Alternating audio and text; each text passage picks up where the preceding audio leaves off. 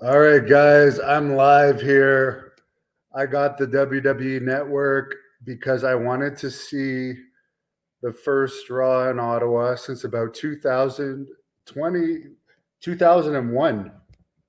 So it's been over 20 years.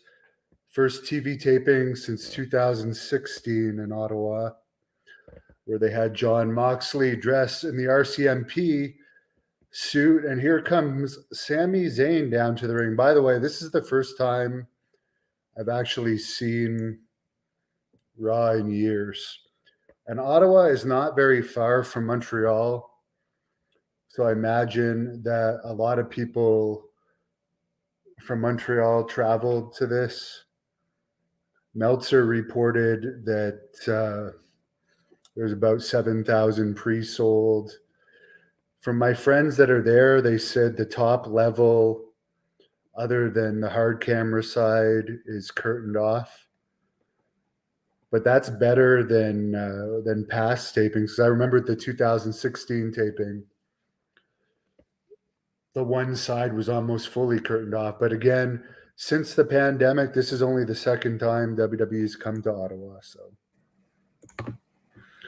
So we'll see. I will talk to you guys while I'm doing this, but they're about to have Sami talk, so we'll see what happens here.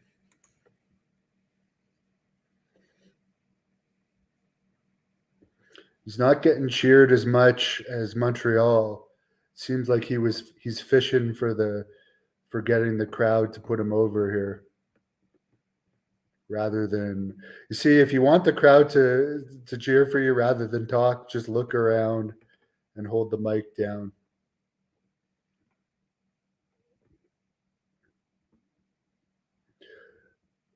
They're doing the ole, ole, ole chant.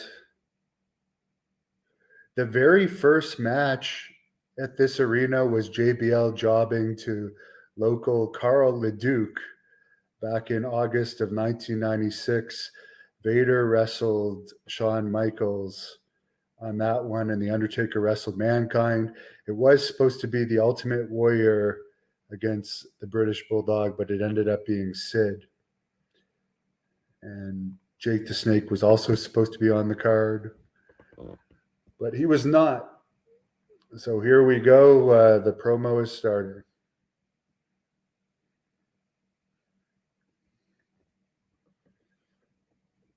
Sami wrestled one time for Great North Wrestling, by the way, against Jeremy Prophet back in 2008 when he was El Generico.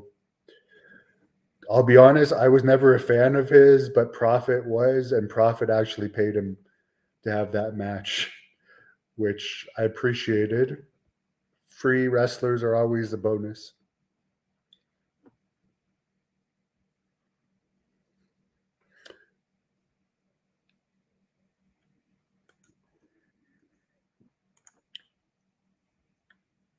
They haven't been back for a Raw TV taping since 2001. Victor, they had a show here last August, but prior to that, it was about 2.5, 3 years. So there hasn't been much since the pandemic. Yeah, Boulder. Yeah, International Incident was right before the first show in Ottawa.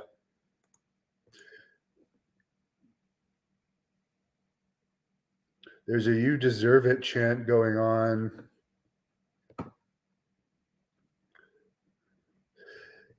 I remember the days that I liked at wrestling is when they actually build feuds and the wrestlers didn't break kayfabe at press conferences after events. And it wasn't about who deserved it.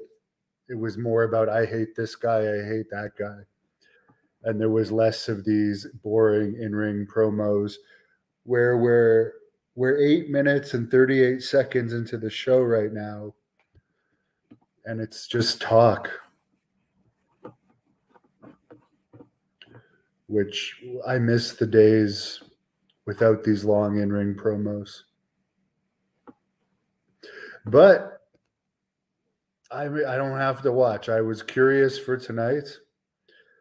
because the show is in my town and I didn't feel like going to the actual show. And I am going to do this for pay-per-views going forward. I can't help but notice how small Sami Zayn's arms are.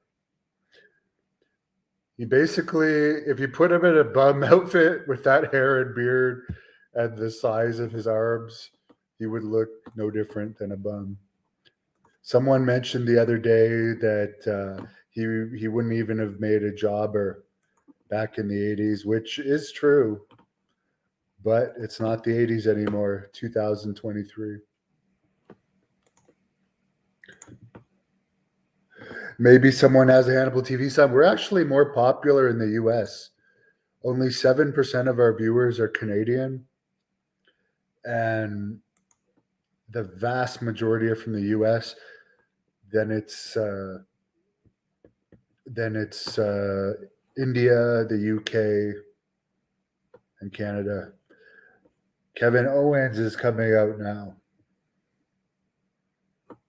So right now we're over 10 minutes and there's no wrestling. Kevin Owens with his big beer gut.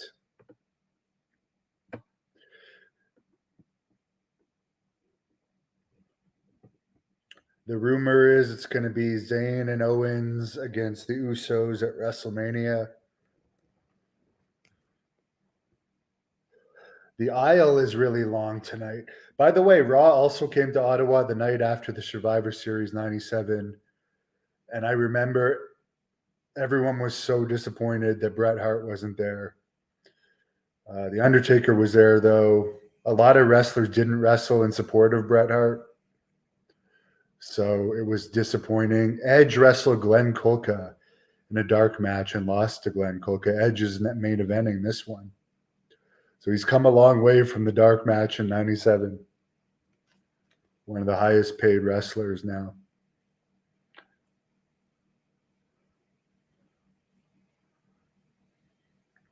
But yeah, this is a reminder why I don't watch anymore. We're now almost 12 minutes in, and it's just people standing around in the ring.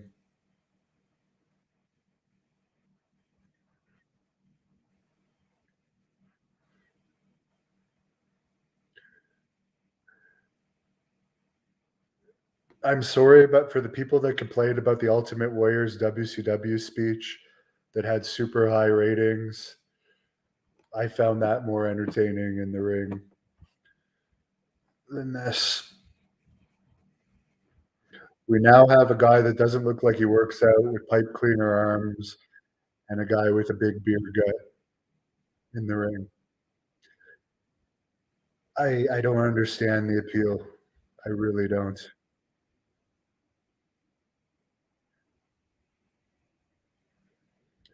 Sami Zayn saying the only thing Kevin Owens should care about is taking down the bloodline. Please do. I'm sick of him winning every single match.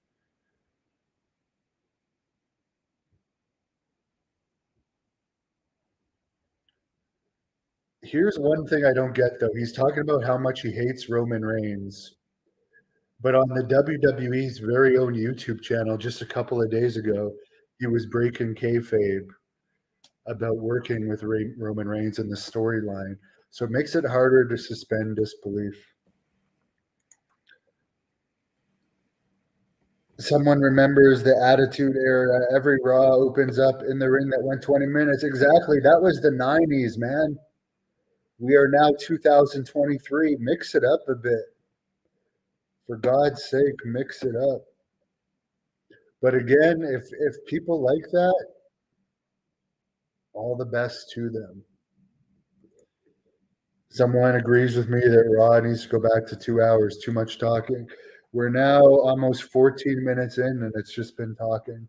By the way, for the people that diss Vince Russo, how is this any different than Vince Russo's booking? I don't even remember people talking this much on Vince Russo's booking.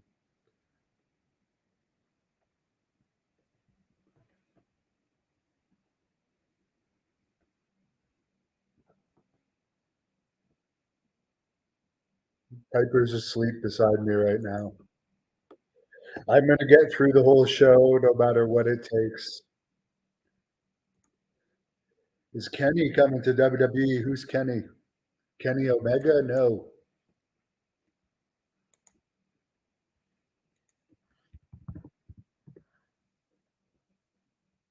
Kevin Owens has a weird accent. It's not quite French, not quite English.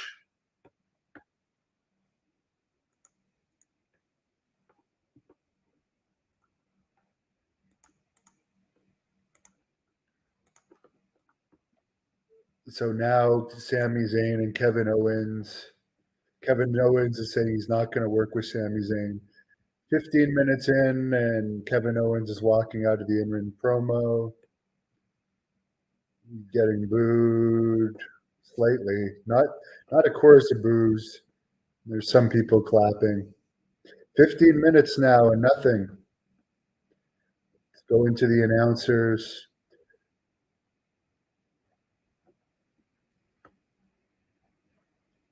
This is the first time I'm realizing they've got an English announcer or some type of British accent. Austin Theory versus Edge, main event they're announcing right now.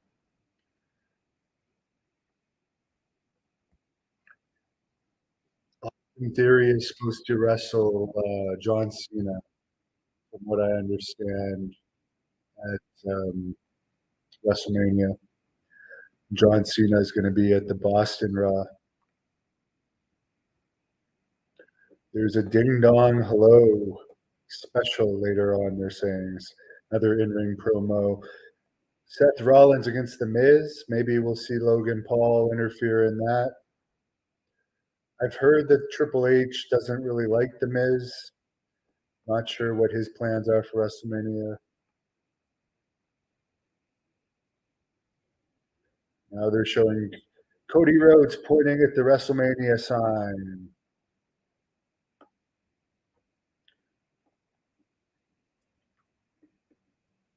Sami Zayn is still walking around. He's standing in the aisle looking at the crowd. Here comes someone behind him. Boom. Who is this? Baron Corbin attacking him.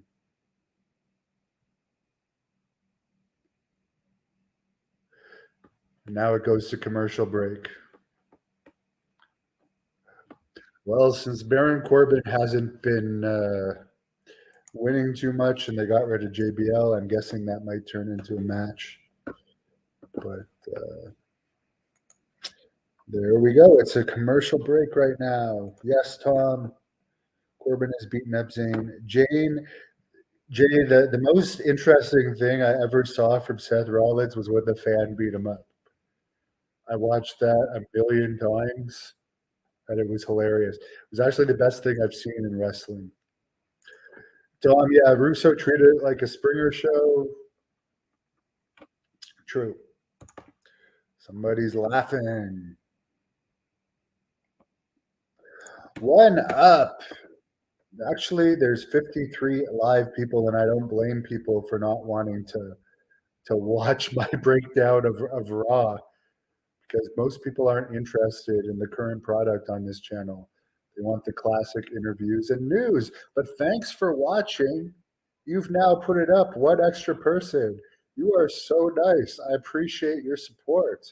How many subscribers do you have? Do you make a living from doing what you love to do? You know what? I love heat, my man. I used to be a heel. Tom says Zayn is making a comeback. It's still an ad on my end. I don't think it's going to mean as much if Sam. I'm not saying Sami Zayn will never get the title in the future, but that night in Montreal was the time to switch it if they were going to switch it. Do I think Baron Corbin should be released? I honestly haven't seen much of him. He's got a good look, good size. I wouldn't see any reason. I don't know. There's a lot worse people on the roster.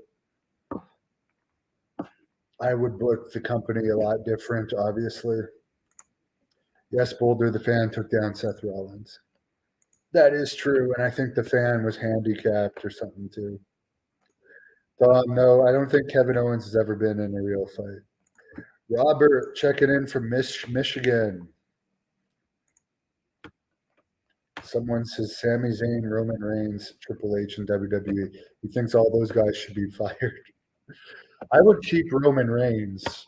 I think Triple H is a phenomenal politician. I really want the company to be sold so things change.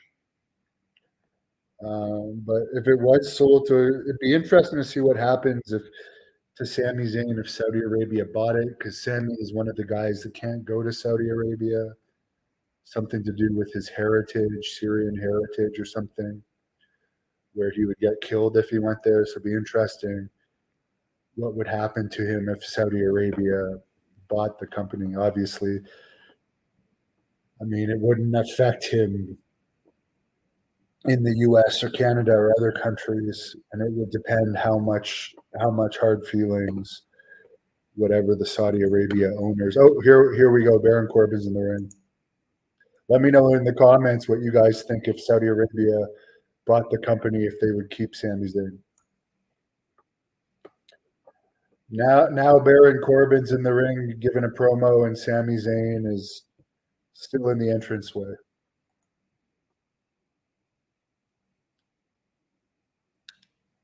They got Adam Pearce, Jamie Noble as the agents trying to stop him. And some referees out there.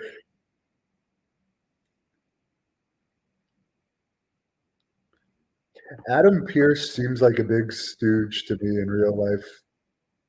I'll be perfectly honest. I've seen him a couple of times in person, and he really seems like a stooge.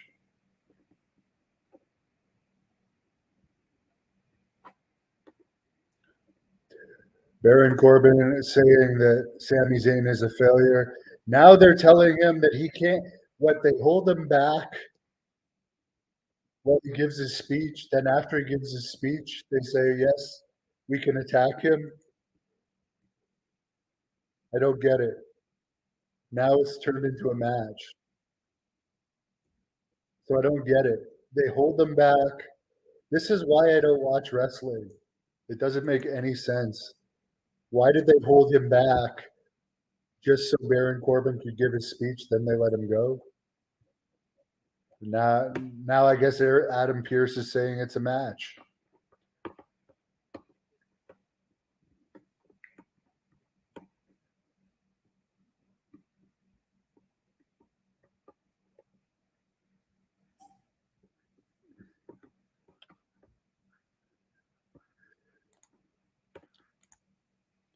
Yeah, Corbin, I think they would keep around.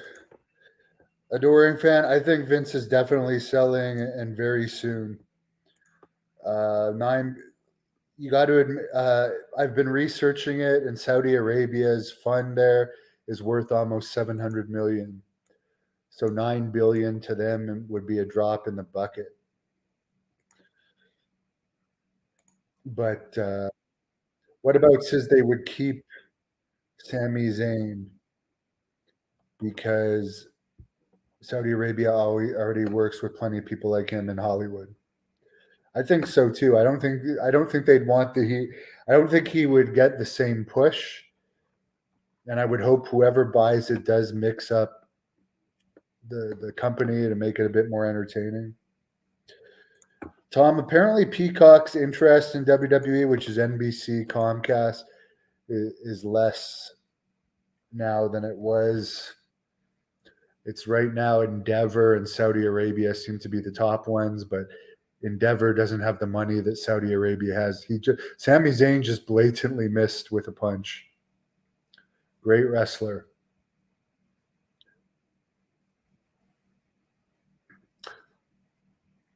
Main event wrestler does not even know how to throw a punch.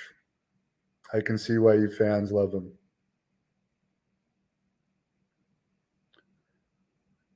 But I am going to make it through this show. I'm already looking at the time. Oh, there's another ad already. I'm already looking at the time. It's 8:24. It's 24 minutes in. Am I going to make it? Do you guys think I'll make the 3 hours?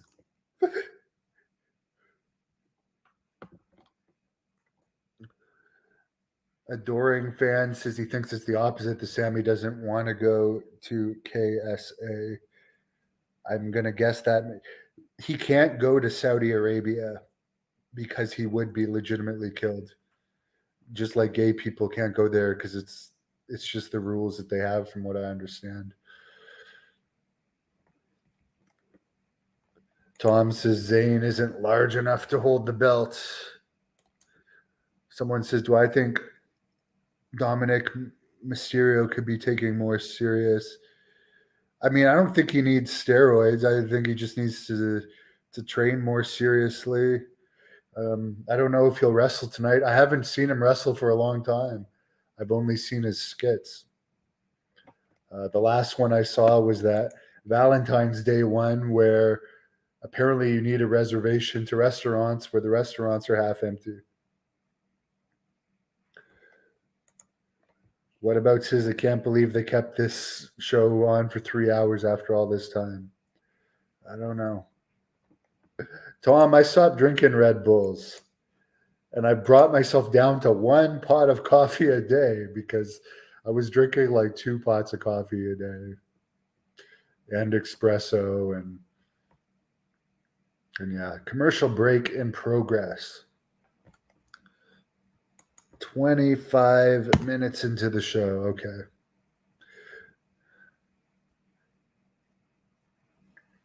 Yeah, Piper's snoring beside me. WCW was magical. Yeah, WCW was pretty good. It was underrated. I do admit, though, the dying days were pretty bad. There was some horrible booking, and it's weird that they ended up selling the company for so low when Jerry Jarrett and Eric Bischoff, they had 2 respective groups there that were willing to pay a lot more for it. The whole thing is weird. Tom, Uncle Howdy is now on the Fiend's side.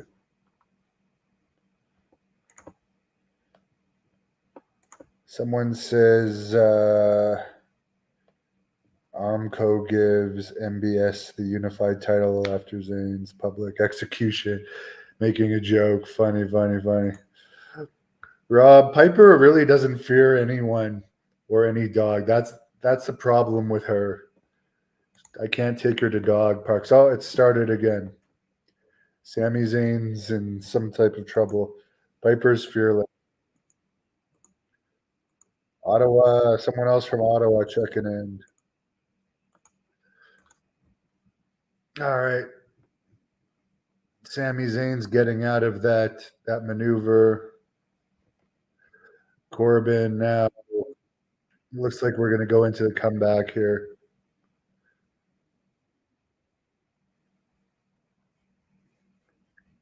I can't get over how small Sami Zayn is. I know Daniel Bryan was small, but at least he had muscle.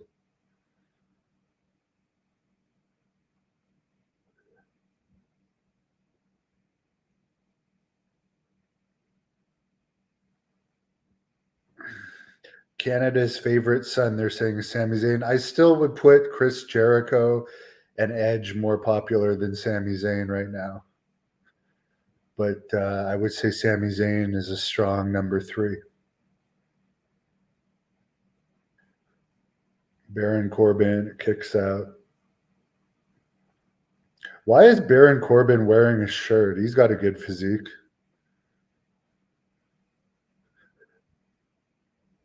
I don't understand it.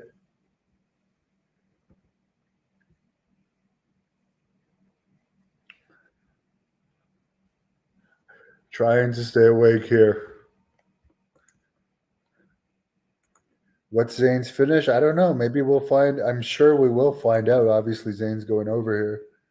Someone says they would not mess with Daniel Bryan. Daniel Bryan does have a good submissions expert thing. Flip to the outside on Baron Corbin by Zayn. There's a kid with a Cleveland Indians hat in the front row. I did security at this arena from like 2009 to 2018. And I got to see a lot of concerts, literally front row, because they'd always have me on the barricades. The Weekend was one of my favorite concerts because for some reason they let everybody smoke weed in the building for that. And they had this massive UFO thing on the stage, and it was just like, by the end of the concert, I was so high from all the fumes from the weed, and there was no problems at all in it for the Weekend either, for whatever reason. Black Sabbath, someone tried to run on the stage, and I remember grabbing him and like walking him down all the way across the arena and throwing him down in front of a group of police officers. And they said, "You must be a bouncer too." I'm like, "Yep." Zayn does look Irish. I wonder if he has the Irish curse. Someone says the hell of a kick is his finish. What's up with the UFOs? I don't believe the official explanation, but apparently they haven't found them and they've given up on looking for them. Sami Zayn won. Sami Zayn won.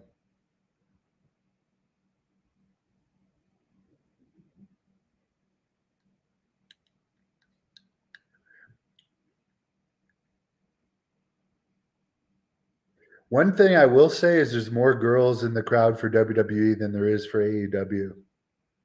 AEW is like, seems like 95% girls, and it looks like maybe 10 to 15% females in the crowd here tonight in Ottawa from the crowd shot I just saw. Maybe even, yeah, there's a lot more females. Maybe even 15 to 20% females. Whereas you look at AEW, it's just a sea of males.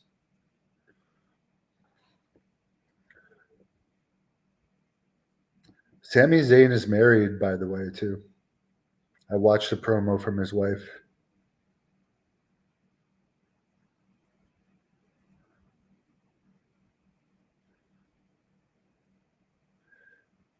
Beth Phoenix is going to be on the card, I hear. Someone says Aquaman is there, yeah. Someone says lame opponent for Sammy. Well, they got to get him a win, but as I said, I think Sammy's push to the top is going to be replaced by Cody Rhodes' push. Piper's getting her belly rubbed as we speak right now, Grandma Daisy. She's happy. Robert says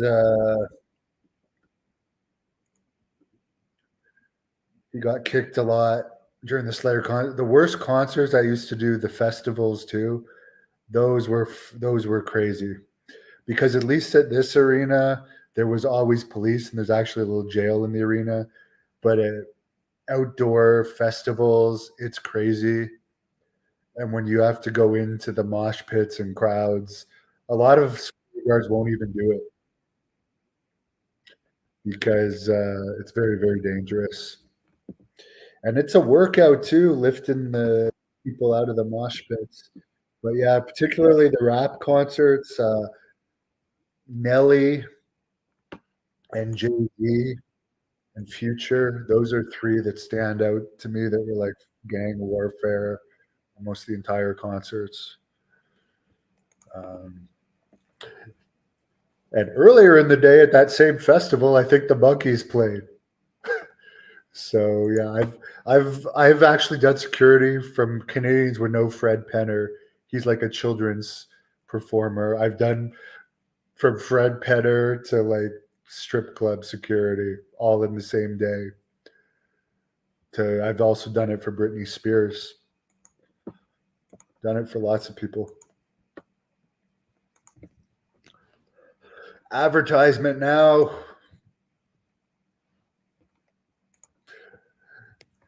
Tully Blanchard's and Arn Anderson were the brain busters, Jesse. Pantera and God of Lamb coming to Toronto in August. One of the best concerts I ever did was Guns N' Roses. And I had an amazing, they had me right on the side of the stage for that one. So I didn't even have to deal with the people on the floor. And I got like the perfect view of the stage. It started at like 11:30 at night though. They were so late. But it made me a Guns N' Roses fan. How much did I pay for the tickets? I did security, so I got paid. That's how I've seen so many concerts. I only actually done security at like 3 or 4 WWE events. I usually avoided them. Colonel Quayle says WrestleMania seats should include backstage catering meals, so you can hobnob with the wrestlers. The catering areas in WWE are weird. There's a lot of politics in the catering areas that you have to abide by as an extra that I didn't even know when I first started being used as an extra, but you can really see the clicks and stuff in the catering areas. I have to take a piss. I will be back. It's an advertisement right now.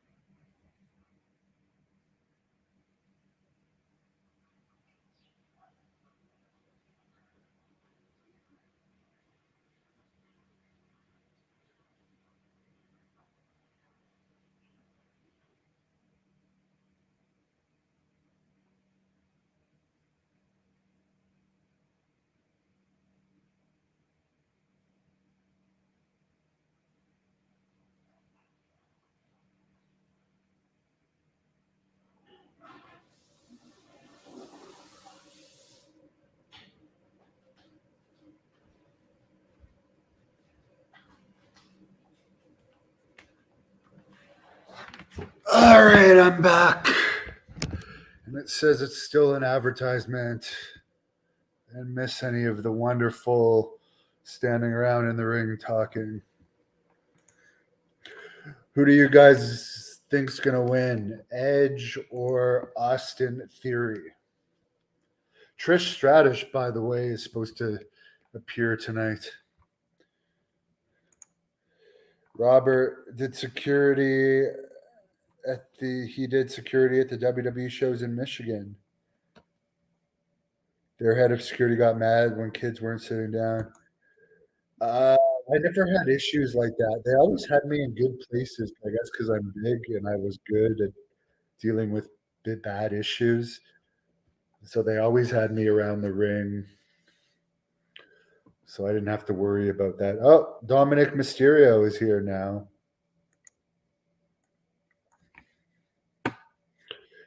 I am goth, so maybe that's why I find his little girlfriend here hot. But yeah, I find his on-screen girlfriend hot. I think Dominic should just go for the full mullet, even though he doesn't have a mullet. His hair looks like he has a mullet, and his it's funny, he tries to keep a mustache, but he can't grow a full mustache. It's kind of funny. He's a bad actor.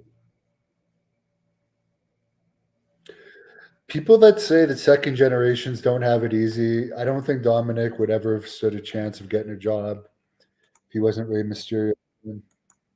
Yeah, I do think he should have a mullet like Eddie. His hair looks similar to Eddie's.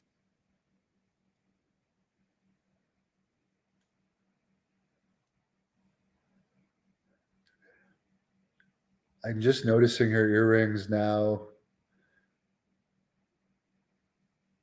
I'm just noticing she's British.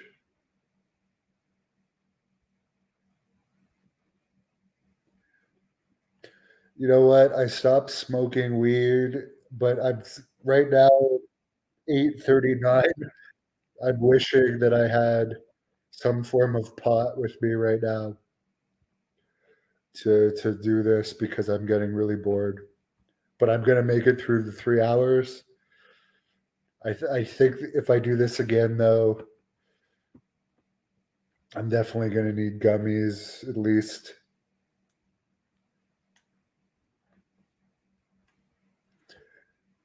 I guess I guess Rhea Ripley's wrestling Charlotte on Friday. I do like her makeup. I do like her makeup. I can't. Dominic's a terrible actor. He is a terrible actor. I have to say that. Good job putting him with the manager or putting him with the girl. It makes him way more tolerable.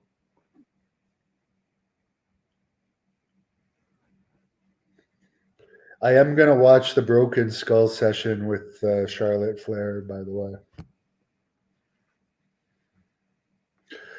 way, I can't figure out how to hook this network, which you have to get through Sportsnet, up to my TV. I gotta watch it on my laptop.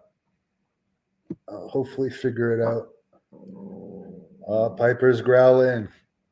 He doesn't. She doesn't like Seth Rollins. Oh, they're showing Logan Paul's flip before the clothesline. Reminds me of Bruiser Brody. Remember when he would flip before he threw a clothesline, or Stan Hansen?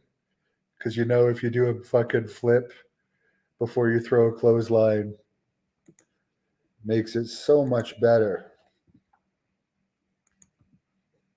And in real fights in UFC, you always see people doing somersaults before clotheslines.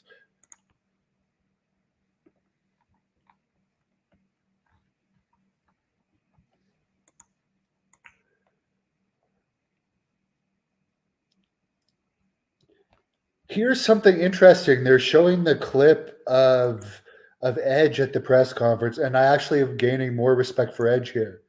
He's actually kayfabing at the Elimination Chamber press conference, saying that he doesn't think Austin Theory has work ethic. Where meanwhile Sami Zayn broke kayfabe at the press conference. Why did they not make a rule? Some of you can break kayfabe at the press conference, others can't, or is Edge just smart and knows that it's better to suspend disbelief?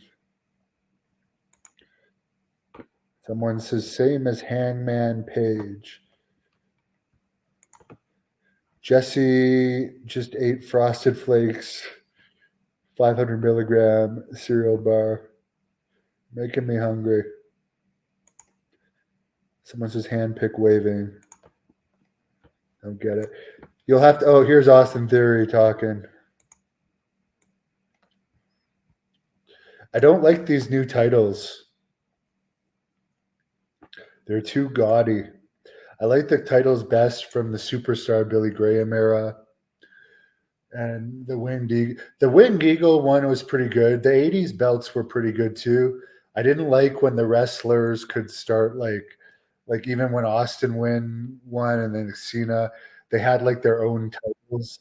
And it's like I thought it took away from like the value of the titles because like what you can win a Stanley Cup and then change a whole Stanley Cup to like a theme of the team that wins it. That doesn't even make any sense.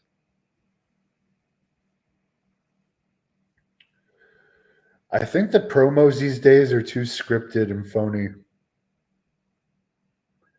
As I finish watching that one, someone's about to come out. I don't recognize.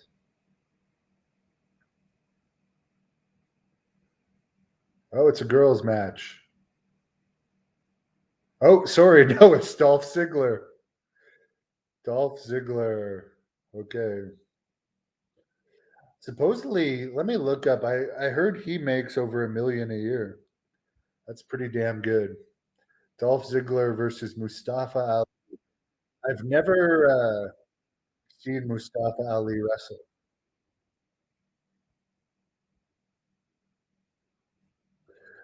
Dolph Ziggler has, like, the last time I saw him, he didn't have that gimmick. He did not have that gimmick. All weights and heights are exaggerated. Yes. Kevin Owens is like 5'9", 5'10". I have no idea how tall Sami Zayn is. I think Cody Rhodes will dethrone the tribal chief. They're pushing towards that. It seems like there was just an ad and there's another ad. People can complain all they want about YouTube ads. There's way more ads on TV.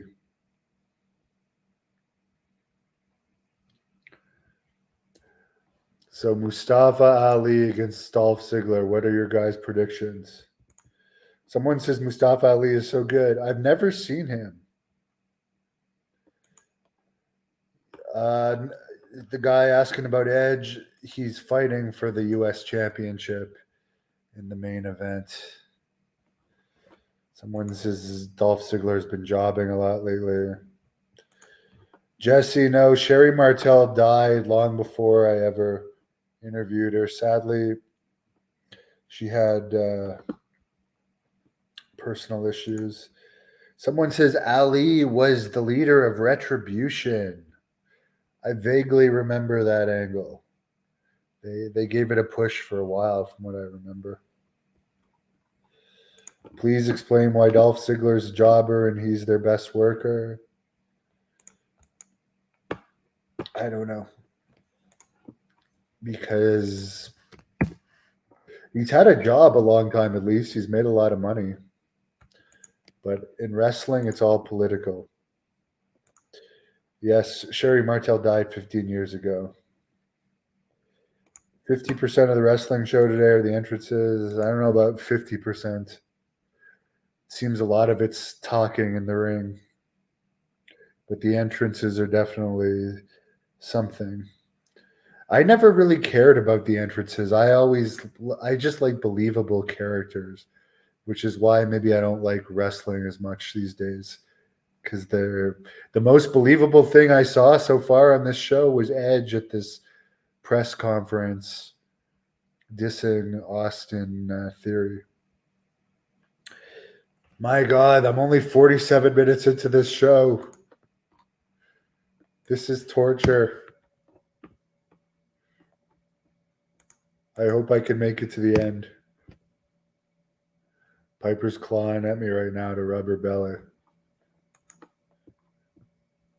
Is Montez Ford injured? No. That was fake from what I heard. If I could interview a deceased WWE wrestler, it would be Roddy Piper. He's one of my favorites. And I would have Piper part of the interview because she was named after him and she has his personality. I have interviewed his daughter, though, a bunch of times. Okay, here comes the match. And yeah, Dolph is in good shape. Congratulations to him for keeping a job so long.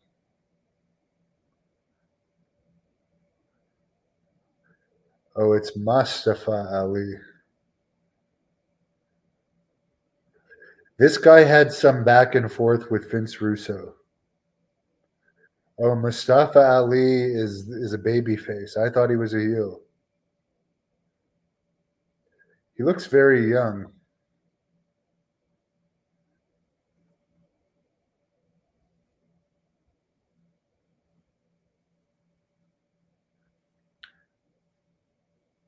His gimmick is now about how much he complains, I guess, because he complained a lot on social media.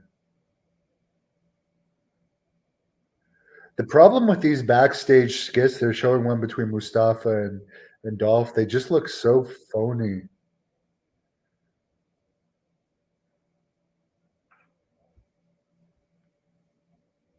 I don't know. I don't know how much tickets were for this, but I'm glad I did not pay for a ticket to watch this. I probably could have got Tyson Kidd to give me a free ticket since he's a producer. But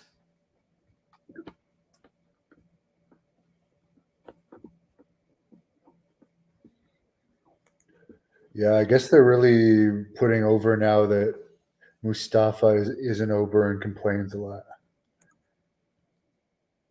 Someone says maybe Nikki for Ziggler would work. Didn't Ziggler have sex with one of the Bella, the one that John Cena went with? I don't know.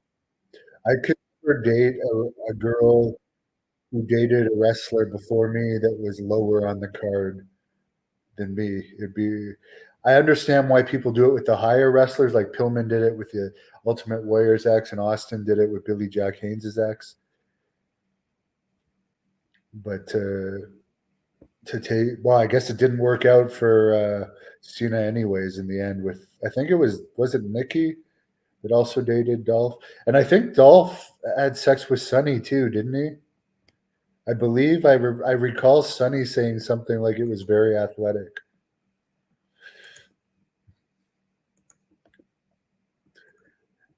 I have done an interview with Scott Norton, adoring fan. I've had two experiences with Scott Norton.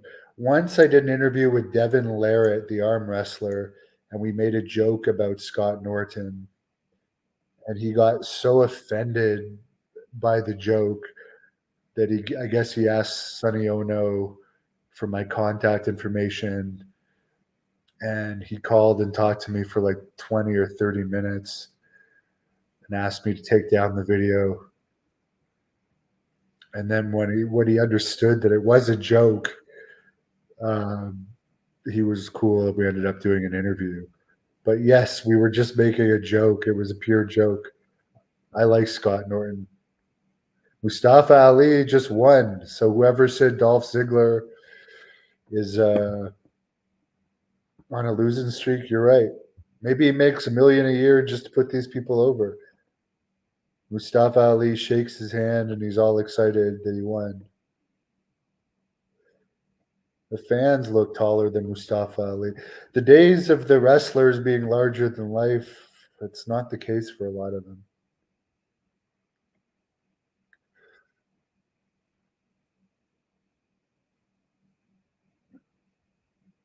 I can't say I liked either match I've seen tonight. You know what? We're almost an hour in and there's only been two matches.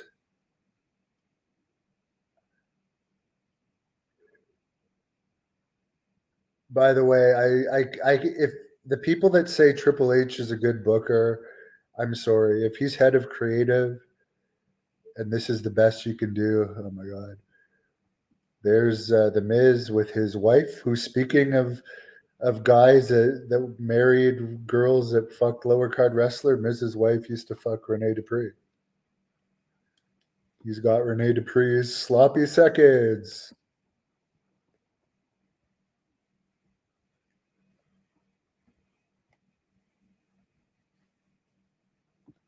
But supposedly he's a very good politician, the Miz. He's managed to keep his job for many years. One of the most overrated wrestlers for sure. Look at the comments because I'm already bored at the Miz. Yes, Marie's used to fuck Rene Dupree. Someone says I blame Hornswoggle on the wrestler sizes. The Miz is next. Grandma Daisy, I have interviewed JTG, and there's a match of his on this channel. I've interviewed JTG 2 or 3 times. Search it up. Yeah, so the match was for Ellie. Someone says Ziggler, jobber to the stars. Norton was with the NWO. Who wasn't with the NWO? Jesse says the problem with today's matches, nobody remembers the matches 5 days after. True. Tom, yes, she's French Canadian. Not related to Carl Willett, by the way.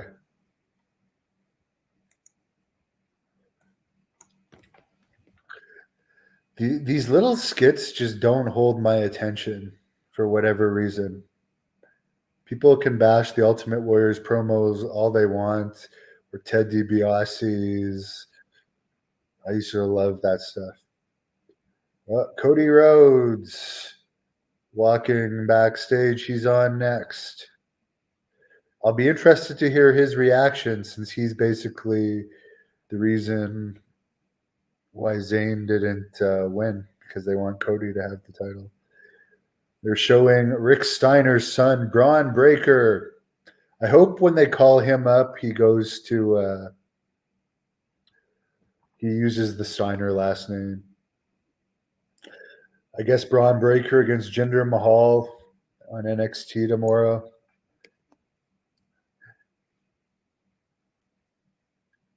Maybe I'll watch it because he's wrestling Jinder Mahal, who I've beat, by the way.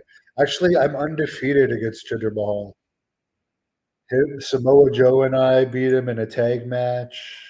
And I think I wrestled Jinder like 2 other times, and I beat him every time. Chris, yes, I have been in touch with Ken Patera. And I think he's going to go on with the Great North Wrestling podcast with Jack Kilby next, though, because I've interviewed him 3 times. Miz gets the new guys over now. Tony says, looks like everyone is watching that crap show. Someone says the wrestlers are weak now. Why does one of the trailers in the parking lot of the Canadian Tire Center have pictures of wrestlers from the past? That's true. They put like the wrestlers from the past on the trailers for today, like the trailers that carry the rings and stuff. Probably because they're more recognizable.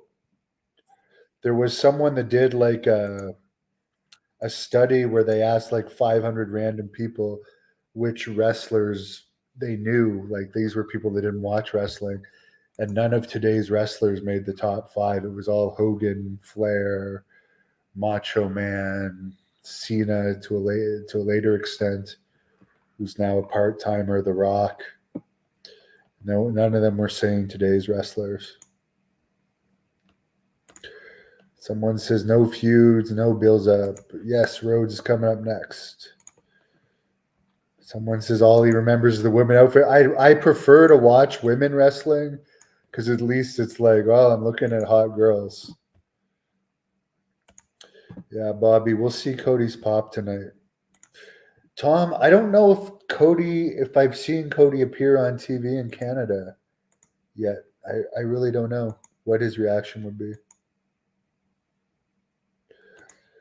Jesse, I don't know if Big John Studd's son still wrestles or not. Grandma Daisy Piper eats tomatoes every day. They're her reward. When she does something good, she gets a tomato. She loves them, and she likes when I throw them, and she has to chase them. So I'm happy because when she was sick, she wasn't eating, and now her appetite's back. So I'm so happy she's doing well. Someone says he's sure Cody regrets the tattoo on his mat. Someone says a lot of hate for Jinder, but he's a weapon. Jinder's a good guy, and I think that people didn't like that he got a big push. But one thing I'll say, for as long as Roman Reigns has been champion, the title is worth more now than it did when Jinder held it and when Kevin Owens held the version of it. They've actually given some credibility to the titles. Grandma Daisy, yes, I would interview Matt Bourne's son. Tom, yes, wrestlers are more average size now. They're more average in personality, too. WWE is talking about how many people were searching up Elimination Chamber on social media.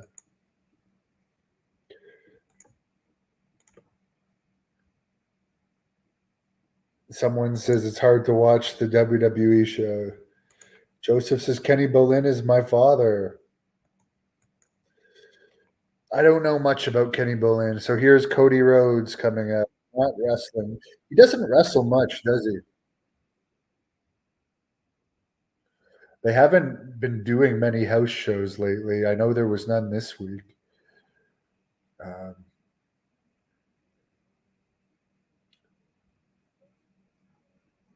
He's not getting a big pop. It's actually silent. This is funny. Is this just my computer or is he not getting a big pop? Tell me in the comments. There's a lot of fireworks.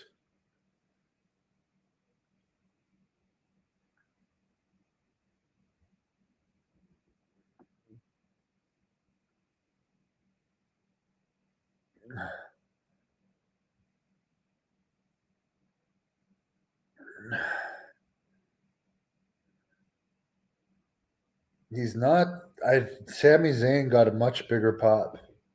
Much, much, much bigger pop.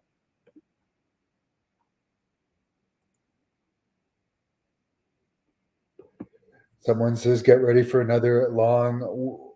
Yes, Cody is a huge wrestling politician. Tom, he learned from one of the best his fathers. Dino Bravo was great. Yeah, Tom, you agree. Tom, the crowd is not popping. The crowd, he came out and there's nothing.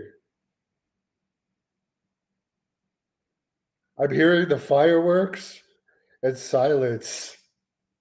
This is funny. This is really, this is funny. That's got to be disheartening.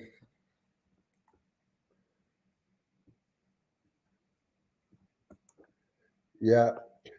I had a pec tear too a couple of years ago. I dealt with it with stem cells. I couldn't. The medical system here is so slow. Yes, well, Cody makes a lot of money. He can afford the fancy suits. Luckily, he's not the common man like his father. Okay, now they're starting to chant Cody, but it's not deafening and it's stopped already. Silence now. He's trying to do the same thing Zayn did now with the looking at the crowd.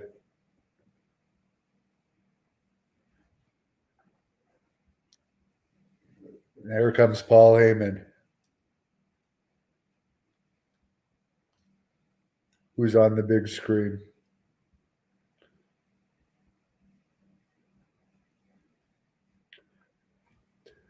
The biggest pop I remember in this arena was for The Rock, by far.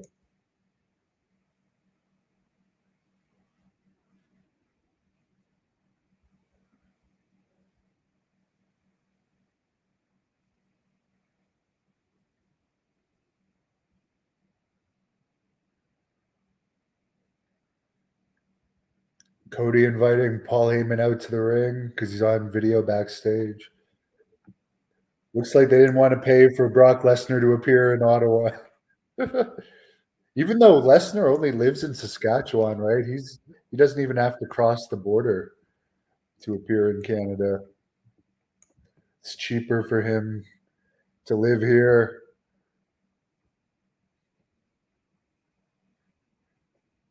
Apparently, Paul Heyman writes a lot of the creative, the majority of it, if not all of it, for Roman Reigns. It's 9 o'clock only. My God. How am I going to fucking last? How am I going to last? Joseph says there's a lot of replays of previous segments. Dr. Smith asks, I don't think Lesnar's going to appear. I think he's back in Saskatchewan right now.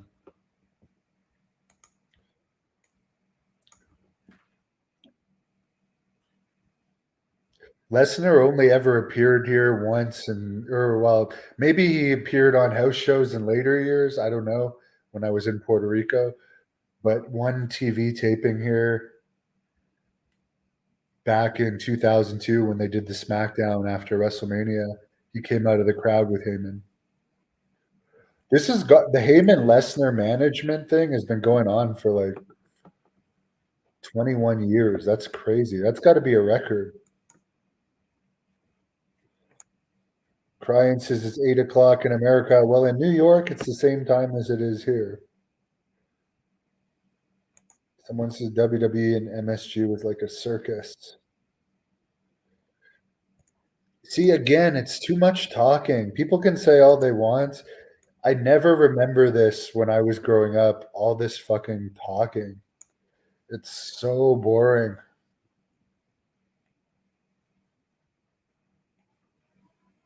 It's just it's putting me to sleep and giving me a headache. But definitely the most interesting thing of this is Cody, didn't get anywhere near the pop of Zayn.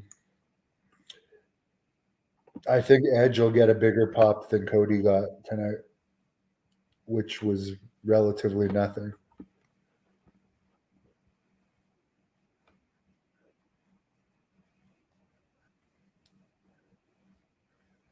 Why do they still have 2 championships as if it's the undisputed title?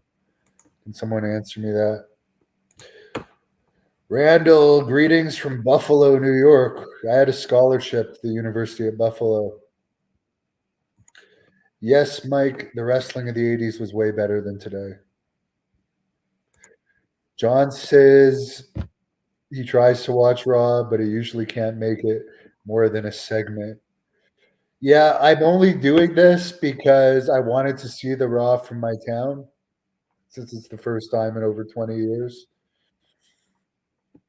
I was curious, and I haven't seen Raw for so long. And people complain that I don't watch wrestling and report on it. Well, here I'm sitting through it. But it's not wrestling. It's 9:06, and I've seen 2 matches that were not long matches. So is it really wrestling? It's just entertainment. It's acting. It's poor acting without the performers being part of an actors union. Do I have a favorite Edge match? The one that he lost to Glenn Kolka in Ottawa after Survivor Series '97, because they were acting like Glenn Kolka was gonna be the next Goldberg, and Kolka had played for like the Ottawa Rough Riders. He was really popular here in Ottawa, and the crowd was going nuts. But I must say, every time I was an extra and met Edge backstage, he was really nice. This is fucking boring. This is so boring.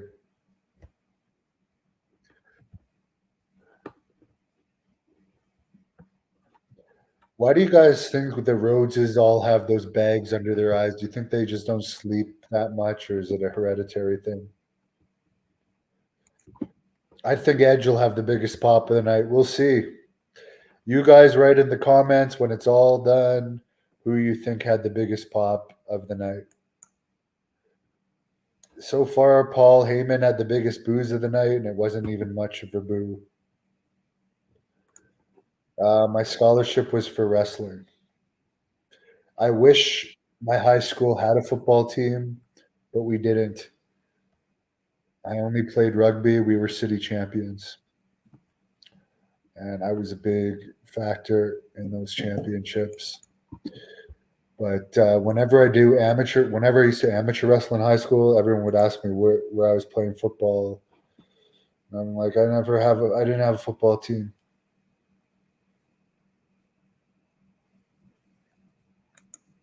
This is fucking boring.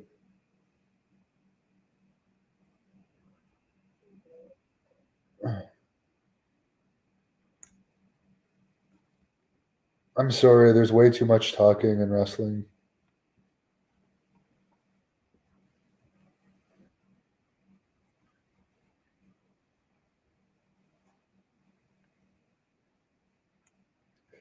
I guess Roman Reigns is not in Ottawa either.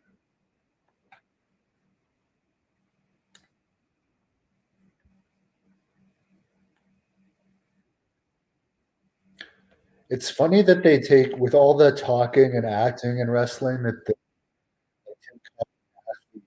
Wouldn't they be better to take drama students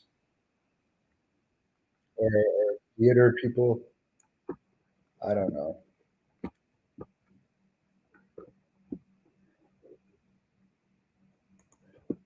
I wish I could tap out right now, but I'm not a quitter. I'm not a quitter, but that was fucking torture.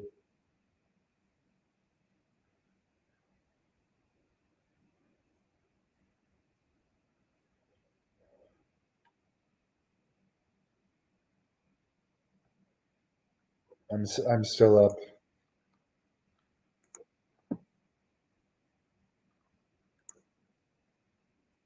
Tom says Heyman's cutting a good promo. I've seen too much talking for 1 minute. Someone says, "Good one about the Rhodes bag." That's a serious question. Do they just not eat much, or is that natural? I've never seen that on other people.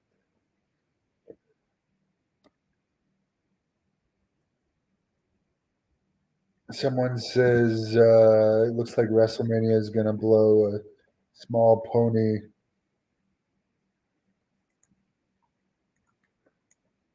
Paul Heyman is good on the mic, but there's just too much talking today. It's showing Asuka winning the Elimination Chamber now. Pointing to the sign. You got to point to the sign. My God. Now it's showing a bunch of faces.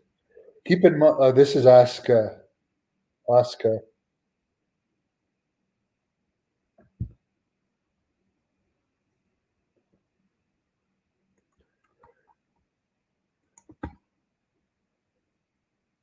Someone says the Sheik's Detroit promotion came to Cincinnati every 2 weeks. Chris, yes, I had 2 CFL tryouts just based on my athleticism. And after the second one in Princeton, they told me if I would go and play like semi pro for a year, they would consider me the following year. But they wanted me to get, like, my numbers were good and my athletic ability was good. By the way, I was in my early 30s when I had my CFL tryouts for the Ottawa Red Blacks, but they said they wanted me to get game time, and it's like I had fun at the tryouts. I actually had a blast, but I didn't like the football enough to like want to do it for free in my 30s.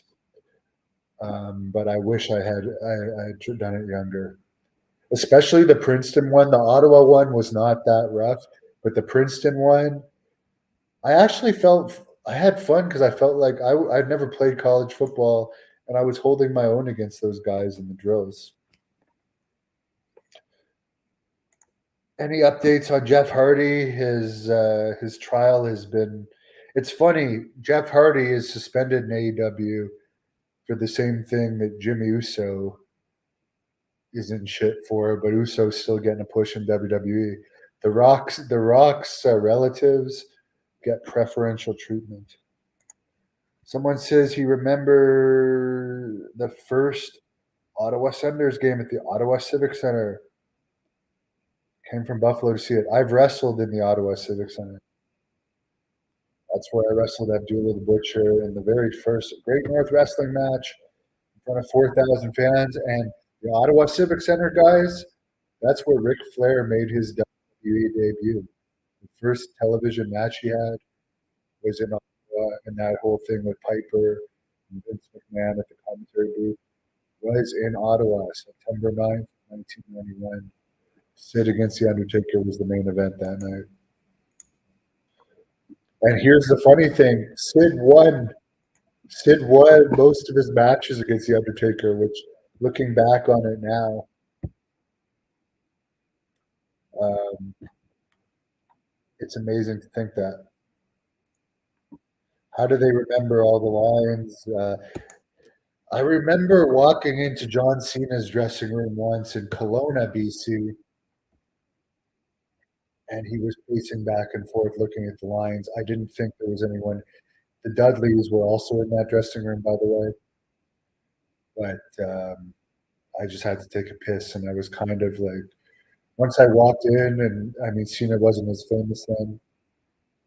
I remember going in there and be like, "Oh, great!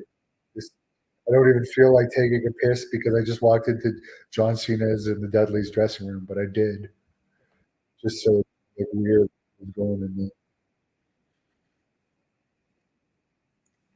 Do I think Cody will take the title? More likely than not, yes.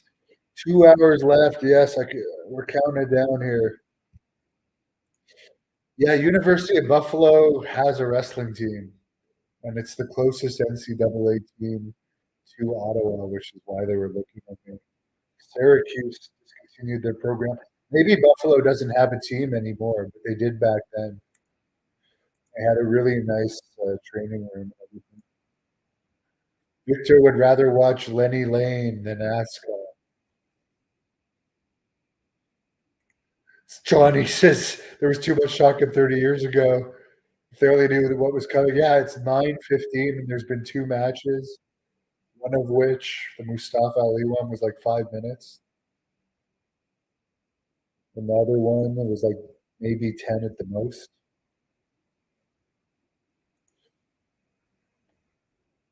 Oh, Randall, it's all right. We appreciate any viewers. And I'm doing this for you guys.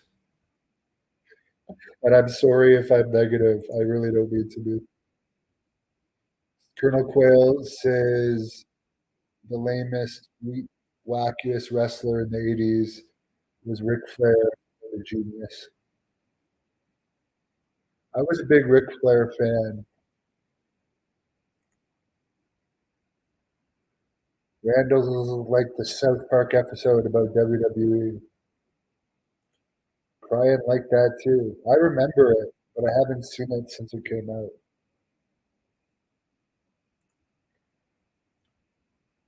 Mike, I never did in ring promos because in Puerto Rico, I Savio Vega always talked for me or my other managers, and I don't like in ring promos. So in Great North Wrestling, we never had in ring promos because I legit don't like them.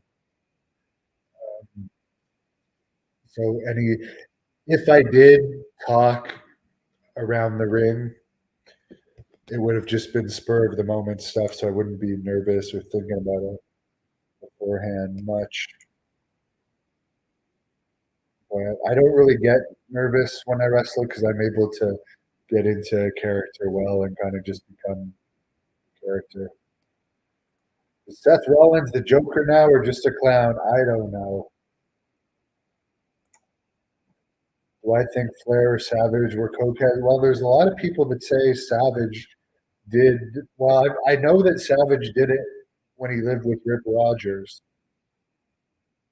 because Rip Rogers told me that. Lots of the wrestlers did it in the 80s. Savage, I think, moved on to other drugs like ecstasy in his later years, according to his ex girlfriend. And he did die in his 50s, which is a good sign that you probably did some stuff. Some people say Hogan, or some people say Flair did it, and that's how he was able to drink all night and still perform, but I don't know. That would be all hearsay. I really don't know. Tully Blanchard did it before he was fired from WWE. Flair was definitely an alcoholic. I don't know about a cokehead. Randall played football for the University of Buffalo in 2000. They were awful. I don't think Buffalo had a big sports budget. That was the year I was getting my recruiting trips, by the way. We may have crossed paths. Okay, so the match is about to start. Showing Oscar beating somebody up last Monday.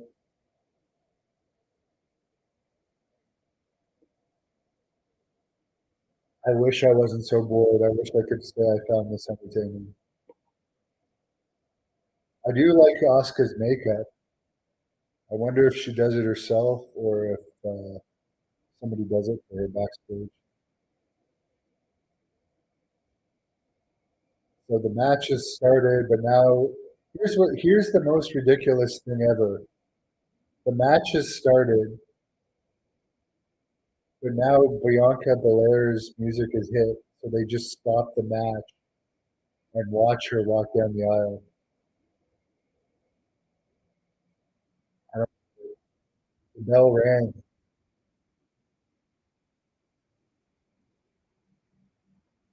I really don't get it.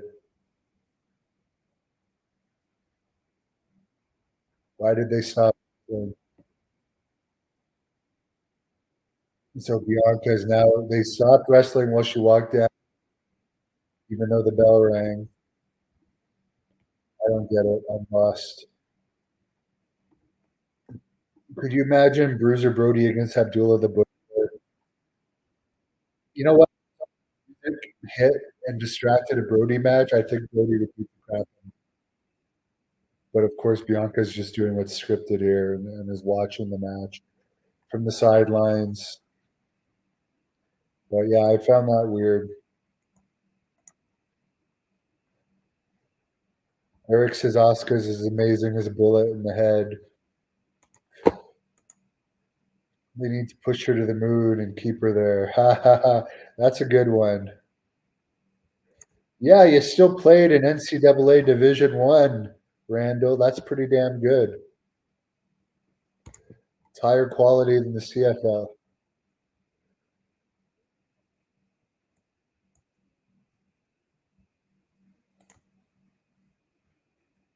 Randall saying there's a few players that made it to the NFL. Yeah, I mean, that's pretty high level play. Someone says he likes my Billy Jack Haynes interview. I would love to see Billy Jack Haynes' reaction to today's wrestling. I would love to see it. I think it'd be hilarious. How many gimmicks has Rollins had? I don't know. Now there's another ad. 9:21, and I doubt there's even been 20 minutes of wrestling. Do I think they're going to put Bad News Brown in the Hall of Fame, Grandma Daisy? I don't know. I'm going to get something to eat while it's an ad, though. They should put Rick Martel in the Hall of Fame. I don't know. I'll be right back in like 2 minutes.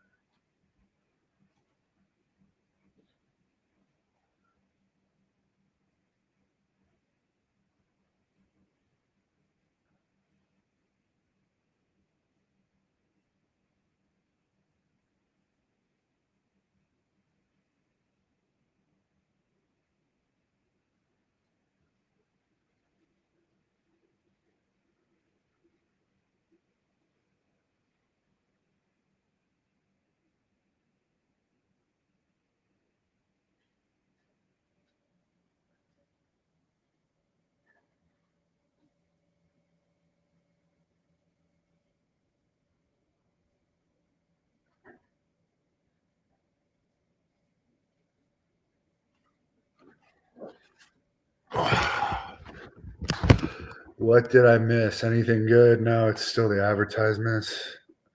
But yeah, Rick Martel deserves to be in the Hall of Fame. I met him. I've said Impact is a dumb company. I think I've told the story before, but since it's an ad, I'll tell it again. When I was promoting TNA's first Canadian tour back in 2007, Rick Martel wanted to do something on the Quebec City show. And they said they didn't want to use any local wrestlers. Then he ends up showing up to the show anyways. And then they have him do something in the ring with Johnny Devine. And they only had about maybe 1,700 people in Quebec City, which was good for a TNA crowd, still good. They're lucky if they get over 100 to a TV taping these days. But it's like you could have been advertising that Rick Martel was going to make his first wrestling appearance, and he was willing to do this for free. Just a complete dumbass company. Someone says Bad News Brown was the first wrestler ever seen walk down the aisle. He was the first match on the card. That's pretty cool. I had a WWE tryout in Buffalo once against Sean Spears, and they took Sean Spears.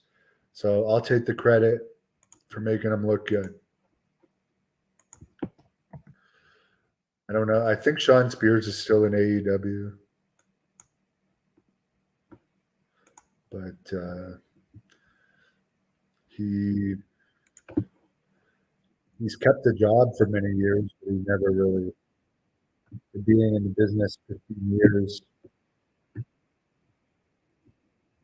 The match is back started. But yeah, Sean Spears, good physique, very cookie cutter type guy, but good attitude. I can see why the company's keeping him.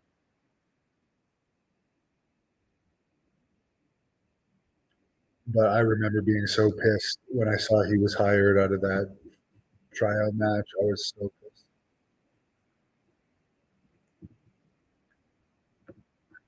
because he didn't. I stayed for the show, and I think that may have been my mistake. I stayed. It was like a tryout at a house show, and I stayed in the back and watched the show in the dressing room. Actually, I was with Chris Benoit a lot of that show in the dressing room. He was on that card. I remember he was questioning me about Stampede Wrestling. But I always think if I had just left and not hung out in the dressing room, I was thinking to myself, was it because I got heat? Because I was acting like I was like already one of the boys. I don't know.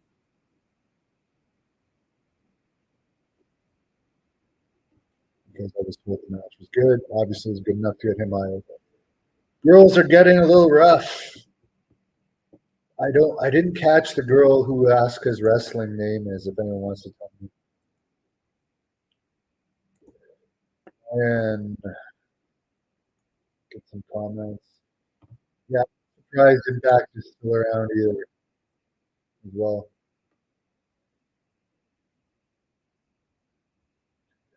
Looks like she's going for something off the top rope. Both girls on the top. They're not looking like they're struggling at all. It looks like they're going along with this top rope DDT. Should be it. Wow, kick out of a top rope DDT. Remember when Jake the Snake says there's no way of faking a DDT? He still sells it like it's a real move.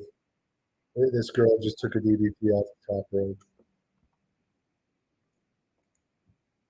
Asuka with her G string outside of the band. Yeah, I didn't even notice that. That's weird. Asuka's not my type. That neither of these girls are my type, to be honest.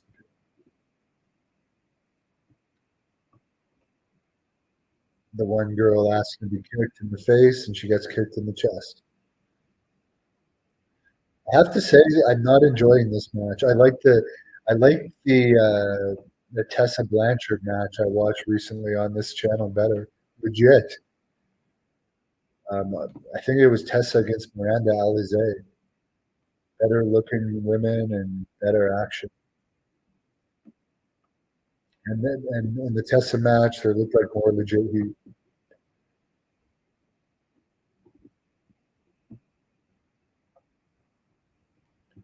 But that's just my taste.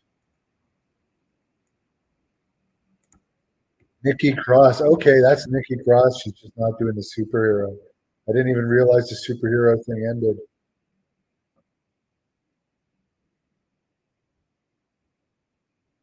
Wow, this is the famous Nikki Cross. I can't say I ever saw her wrestle before. She's submitting. She just submitted Tosca.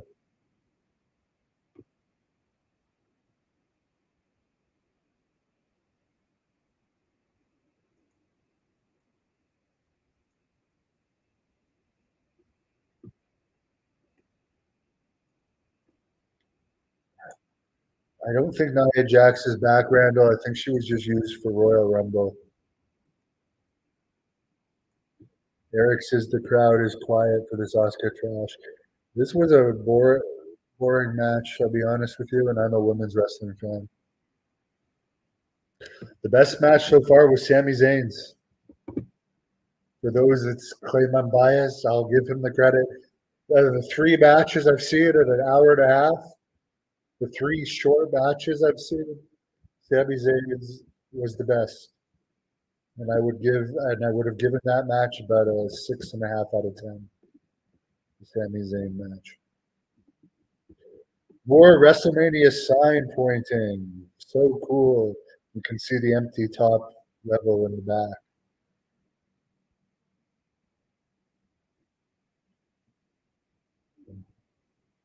Oscar spitting out blue stuff.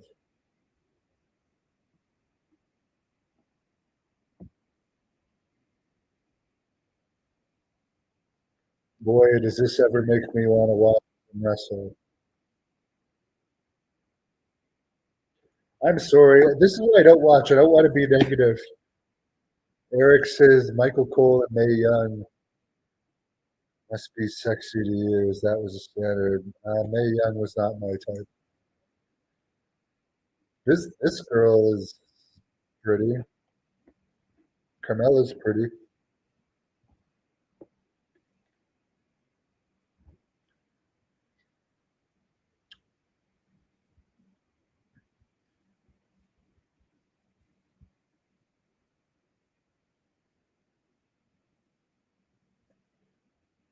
The promos, like honestly, they're just they sound too rehearsed. I think the '80s had the best promos.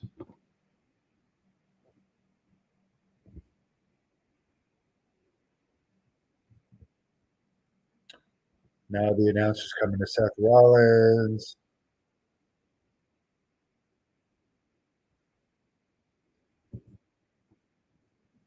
Viper's bored. She's now digging. She's scratching the couch. She doesn't want to look at Seth Rollins.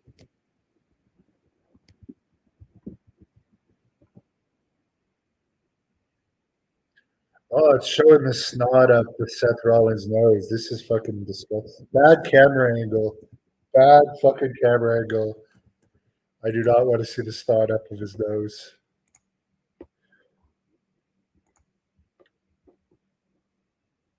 Someone says this match needs to go home. Maurice is in the building. Yes. All I can think of whenever I see Seth Rollins now is that fan taking him down and how funny and entertaining that was. Someone says he also likes Carmella a lot. Ryan says there's nothing real in today's wrestling.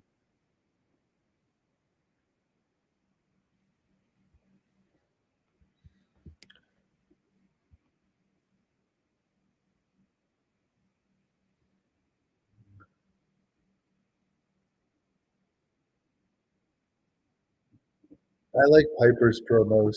I was actually just watching a bunch of Roddy Piper's promos recently. Okay, Seth Rollins against The Miz next.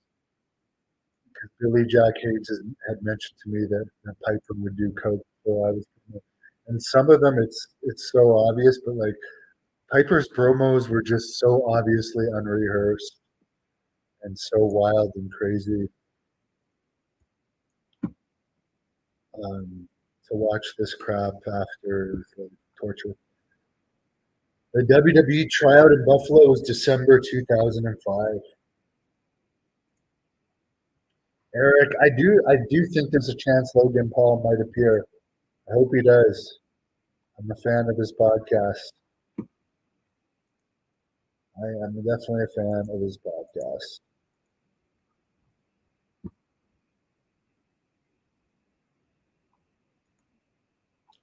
I'm very, very hungry right now. I have to admit, I had a good workout today and a good dinner, and I'm ready for another big meal. But I want to finish this without taking a cooking break.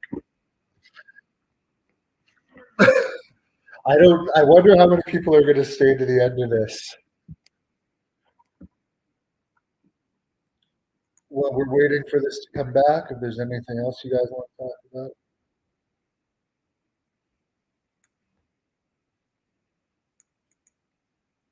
You can go ahead. By the way, a fan did send me that, so you can see that the upper levels didn't get full.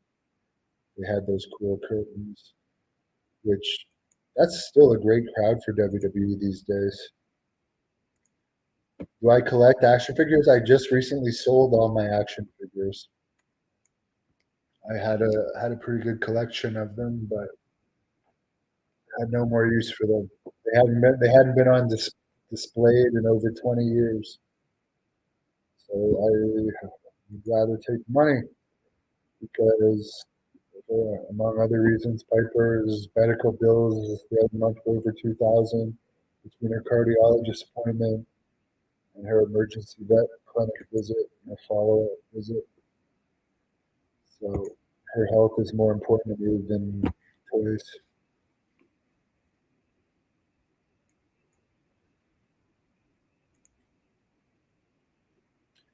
Mike, Grandma Daisy, aka Mike D, you must be excited about Typhoon coming up.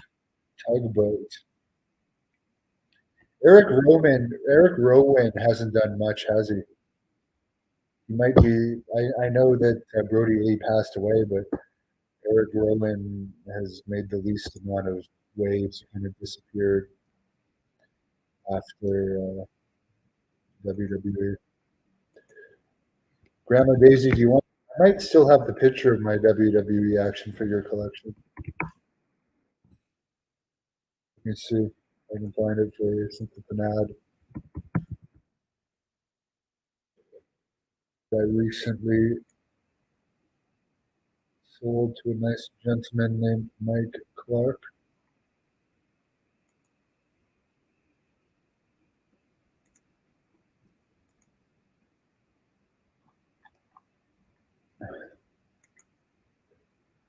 It's too bad The Rock's not coming to WrestleMania.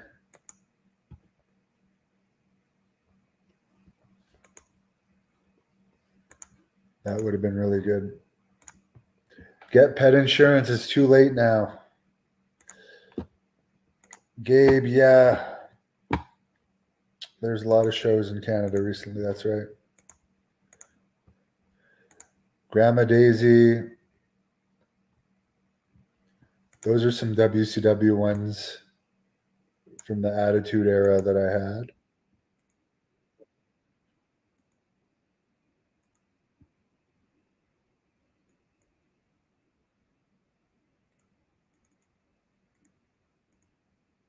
The thing is, with all my toys, I actually played with them when I was a kid.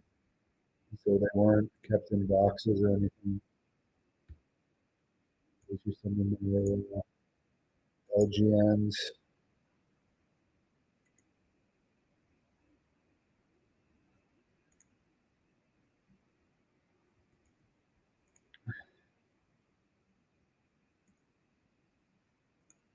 The match, they're showing Brock Lesnar's temper tantrum after Elimination Chamber.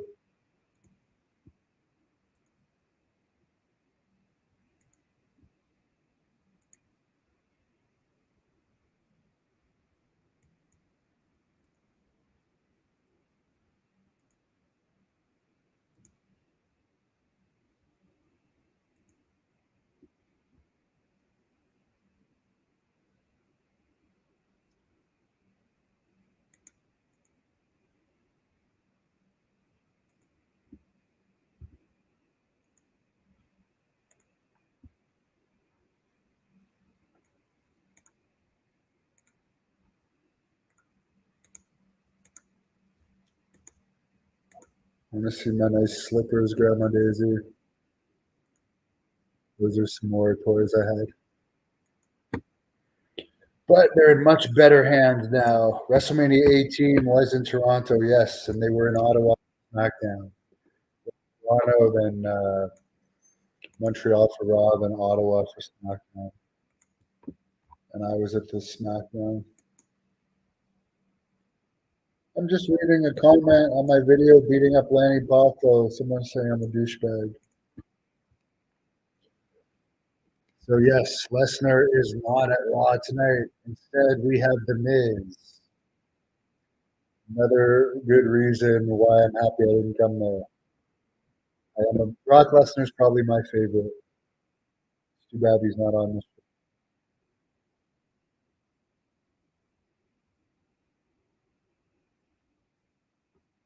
The Miz, I understand how he's kept the job for so long. I really don't.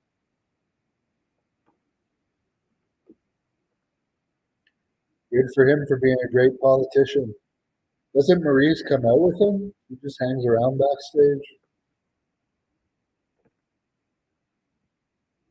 Is Seth Rollins a babyface now? If someone wants to tell me who the babyface and heel is, you both look like heels.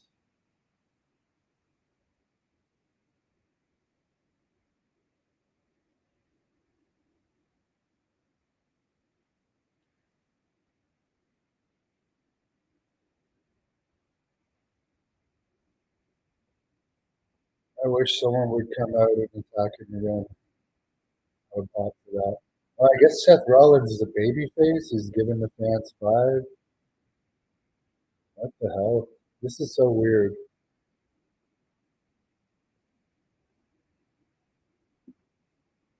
So weird. Someone says they removed the Ultimate Warrior from the opening and replaced the opening with Ric Flair. Warrior was always better than Flair. It's funny because in Mike Tyson's recent interview with The Undertaker, he talked about how great Warrior was. And he was. Cedric Alexander, I don't know who that is. Miz stole the Scorpions out the. Yeah, thank you. Where does everyone disappear to during backstage promos? They tell them to clear out and they say, silence.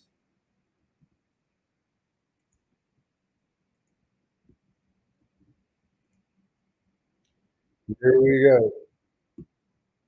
My God. Well, we're getting through it. We're getting through it. I definitely feel like I'm working tonight, though.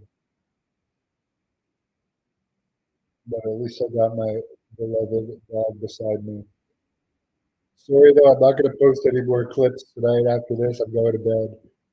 This is, this is like exhausting me.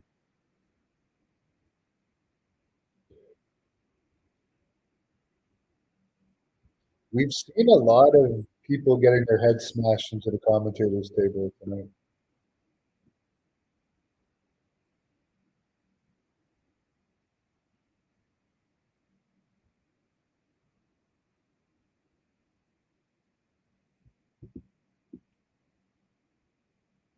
I guess Becky Lynch isn't full time, or is she SmackDown?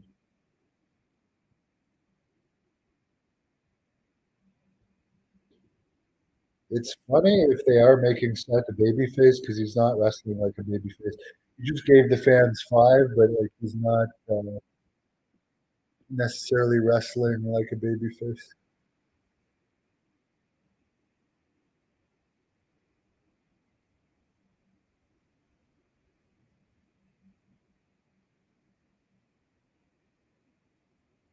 Drop kicking Miz, I have to say I'm really good at taking bumps and I can bump really good. I can make people look good. I do miss doing that. I don't think there's any chance that the Miz is going to win this match. Any chance at all because Triple H doesn't like the Miz and they want. Actually, the only chance the Miz would win is if Logan Paul interferes, which I'm hoping happens. Oh, someone's making a joke with the Austin Theories. Do I like Marriott's or Hilton's? I like Marriott's better in general, but the Hilton, the LA Hilton was a nice one. Um, it all depends where. Like in Ottawa here, the Marriott is better than the Hilton, but there's other hotels that are better than both. I remember. Can you believe that Nasty Boy Knobs wanted like a 4-star hotel when he came? Some of them make ridiculous demands. In I remember in Bret Hart's contract, he needed a 5-star hotel, but we don't even have a 5-star hotel here. Only 4 stars. Maybe that's why Bret no showed my event. Someone says Zayn wants Montreal to host WrestleMania. I don't know if they will anytime soon or not. It's possible. But of course, Sami Zayn would want Montreal to host WrestleMania. He's the most popular there. The only problem is the stadium that they have in Montreal is old and kind of run down, where the Expos used to play. So I don't know if WWE would go for that. I know Dino Bravo always wanted to wrestle Hulk Hogan in that stadium, but they never came. And I remember at one point in time, PCO was trying to convince Ring of Honor to go to that Expo Stadium. What a crazy person that PCO is. This was right before Ring of Honor went out of business, where they couldn't even fill an arena when the tickets were free. Tony remembers George Gulls versus Dutch back in the 70s. Is that, you mean George Goulas, maybe? George Goulas Nick's son?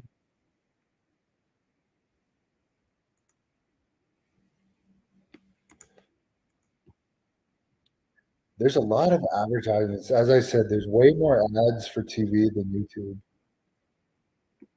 This is the first TV show I've watched in a long time. Who thinks Logan Paul is going to show up in this match? I would say there's a 50% chance.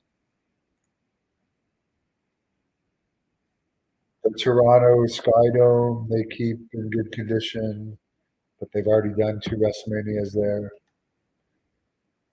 I couldn't see them going anywhere else, Gabe. Vancouver has an older stadium. I'd be shocked if they did a WrestleMania in Vancouver. Canada doesn't have a lot of big population cities. Like this city is a million people that I'm in. Toronto is like 4 million. Montreal, Montreal would definitely sell out for WrestleMania. It's just a matter of would they go to a rundown stadium or not. And yes, I don't know if Montreal would present a bid to WWE because a lot of cities present like really good bids, and they tend to like to go to new stadiums. And there's no reason for Montreal to build a new stadium right now because the CFL team is in an outdoor stadium that only holds like 30,000, I think. And for CFL, you don't draw that much, and there's no more Major League Baseball.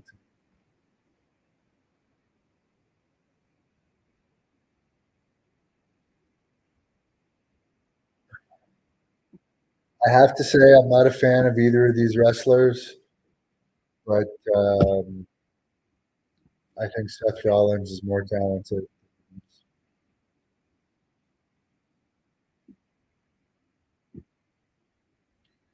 It's not. Again, I'm no Sami Zayn fan, but his is still the best match. I will say that Seth Rollins throws really weak looking punches.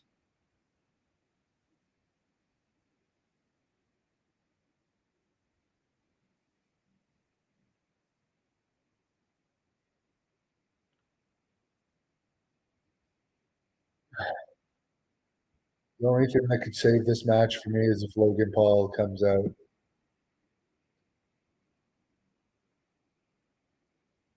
So far, for the good crowd that they've had here tonight in Ottawa, it hasn't been that great of a show.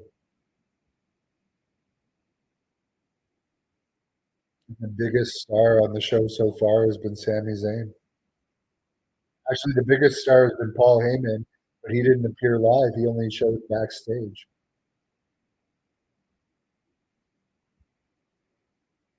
Oh, I guess Cody Rhodes appeared. I already forgot. That's how much of an impact it made. But he's not at a John Cena or Roman Reigns level yet, or Brock Lesnar level.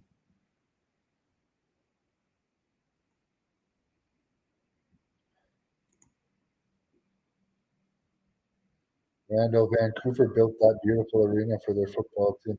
Yeah, I do. They had the. Let me look up Vancouver.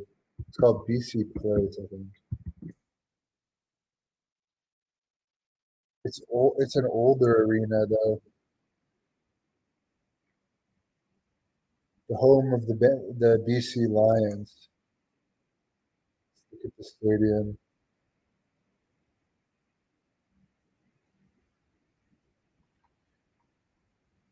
Yeah, I suppose they could go. I mean, BC Place is not a new stadium, and as I said, Vancouver. I don't know how much of a wrestling city it is. It's not a bad city for wrestling, but it's not like a Montreal or Toronto.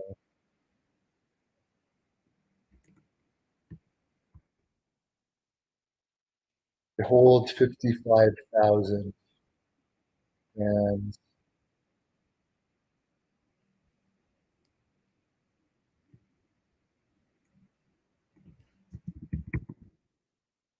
it opened in 1983. So yeah, that's the other thing. They like to go to the newer stadiums. It seems cooler than like a 1983 building. Dynamite seems like Sammy got the screw job now. I don't know about that. Yeah, Montreal is more of a destination as well. Although I do like Vancouver, but Montreal is my favorite city in Canada because it has the most beautiful women. Uh, and I have been all over Canada.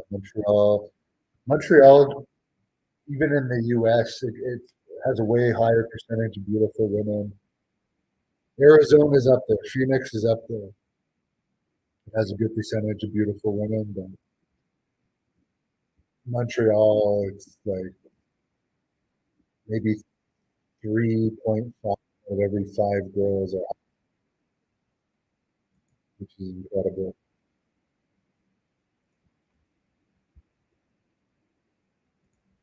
And the restaurants are really, really good in Montreal, and they're cheap. Like it's cheaper to eat in Montreal because there's so much competitions than it is to eat in Ottawa, for instance. And the restaurants are better in Montreal. Ottawa is the capital, which I'm surprised they didn't mention at all on this broadcast. But it's a very boring city. Victor's working on his Instagram. I gave up on Instagram and I'm about to end Twitter because they don't make any money. And it seems like Elon Musk is going to make new rules that you have to pay for certain things on Twitter, like having it attached to your phone. Oh, Seth Rollins wins due to referee stoppage.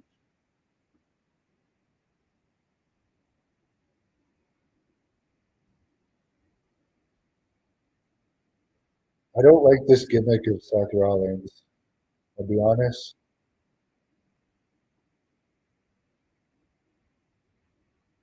He looks so much like Al Perez even more as he gets older. Strange that he doesn't shave his armpits. Most wrestlers shave their armpits.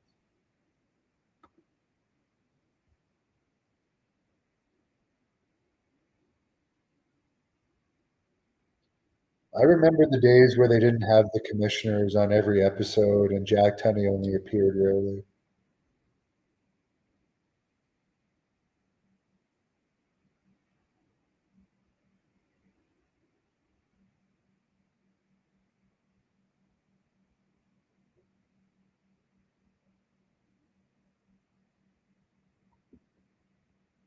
I'm really bored. I'm sorry, guys.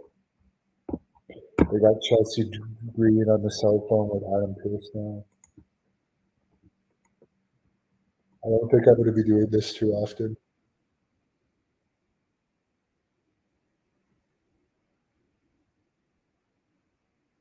Yeah, they're not using Chelsea in Canada. Weird, because she's Canadian. She's from Vancouver, I think.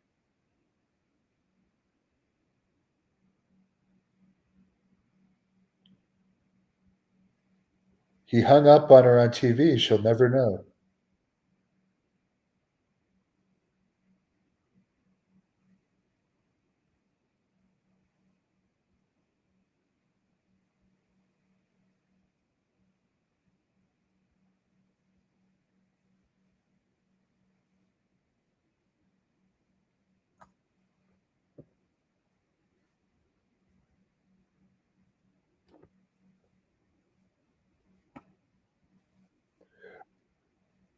We're watching some more acting here that looks very scripted.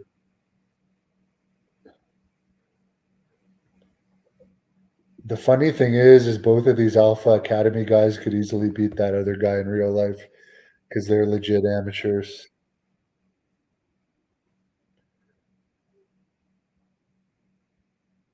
Oh my God, there's another in-ring segment coming up. How many in-ring segments are we gonna have to sit through? Ding dong hello with special guest damage control coming up next. Oh my God. Tom, Montreal, if you go to old Montreal, it's more European. Trying, yeah, the Orient Express is underrated. I can't believe there's another hour to go, guys. I'm really, really sorry. I'm really sorry. My enthusiasm is going away.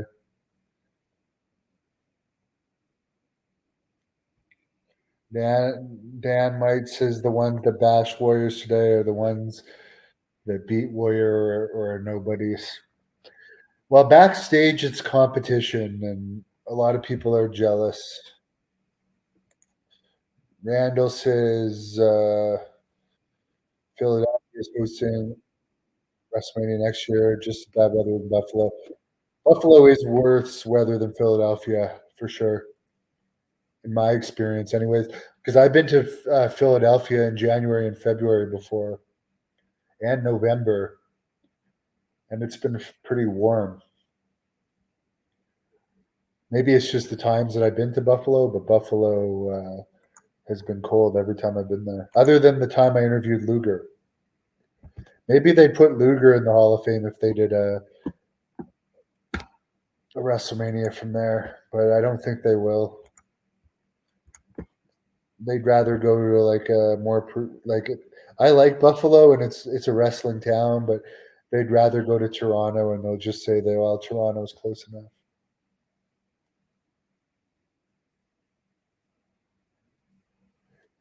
Someone says there was a heating system under the mat. That's interesting for the New York City one.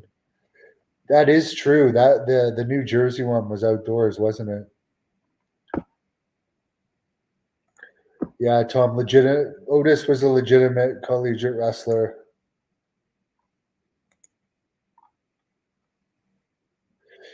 No, they don't go to Coliseum in Hamilton anymore for wrestling. They used to all the time. They WWE even did a pay-per-view in the 90s at the Cops Coliseum, and the first Royal Rumble was there, but they stopped going. They don't go to as many towns. For as much as people say it's so over and we're in a quote unquote hot period, they don't go to as many places anymore.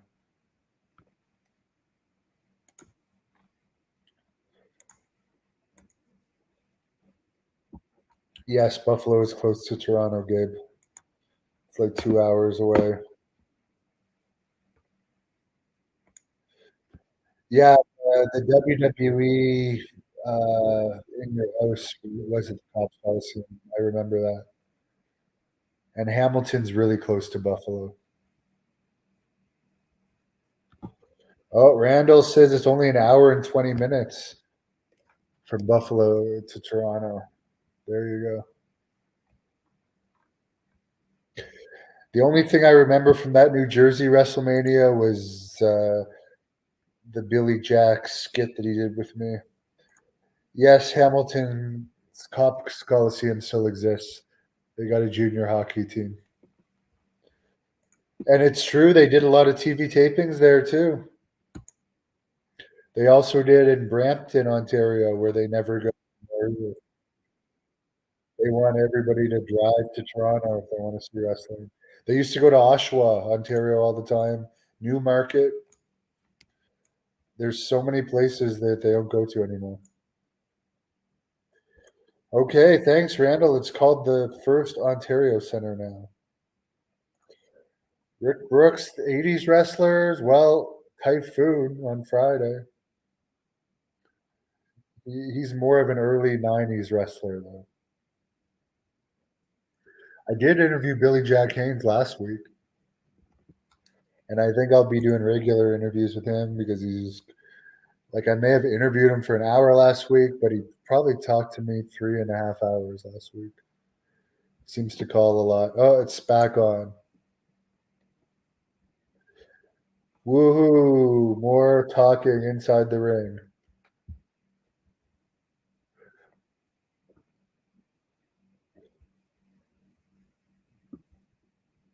They're performing a scripted promo, scripted skit on a television show, but they're not actors.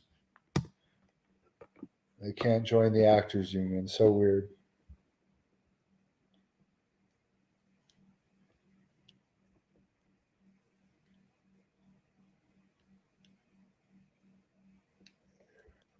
Who I want to know who writes this and thinks this is good.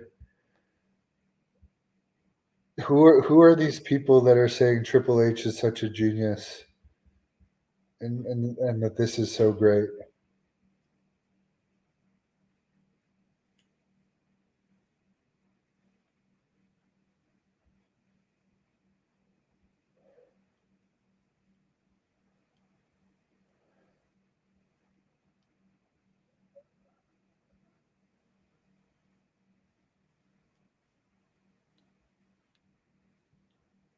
This is highly uninteresting. I would rather see wrestling, to be honest with you.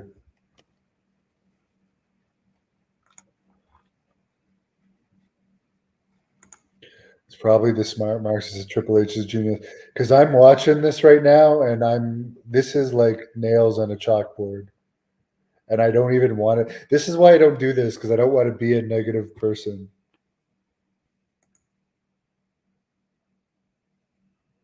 I really don't want to be negative, but I don't understand how people can like this.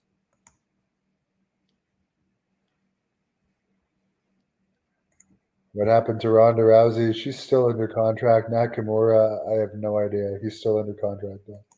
Oh, here comes somebody. The man. Oh, I was just asking about Becky Lynch.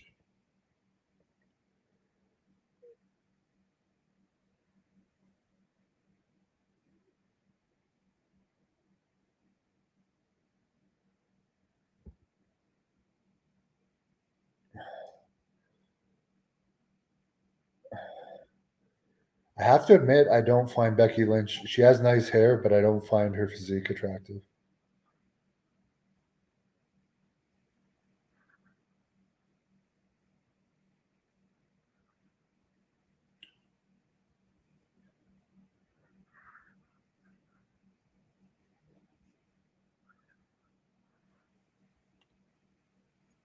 She's making fun of them for not defending the titles. Well, why didn't Triple H book a title match instead of this crap? This is so boring. I'm sorry, guys. 51 minutes left. 51 minutes left.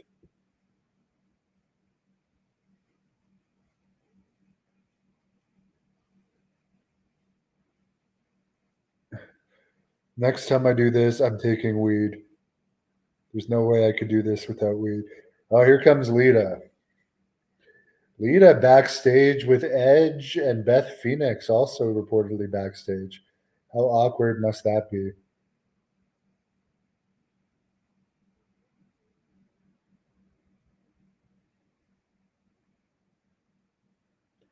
I wonder what Lita's contract is.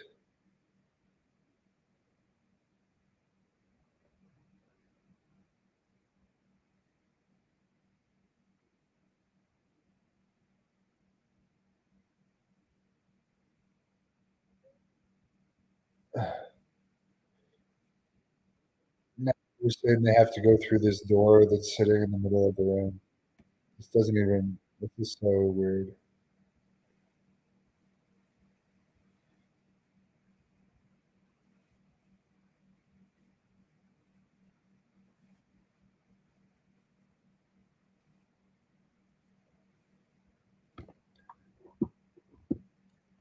The best part of this was seeing Lita again.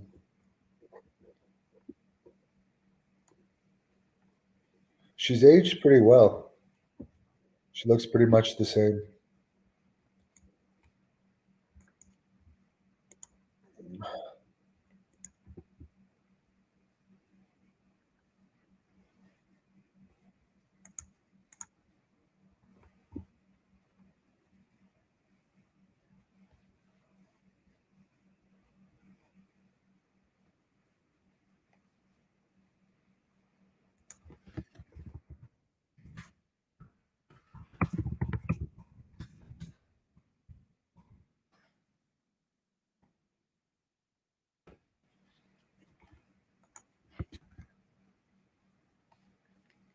This is really boring, guys.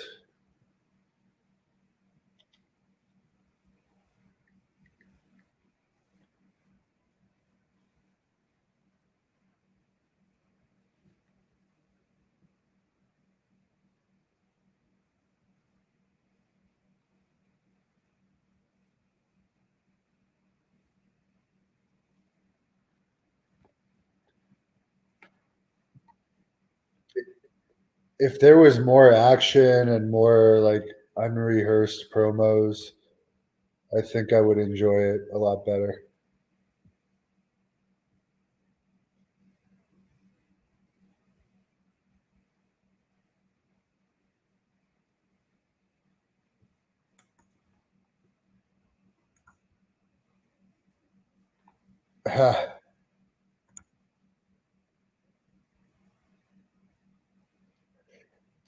Betrayed by Sin, I don't think they're ever going to be champions.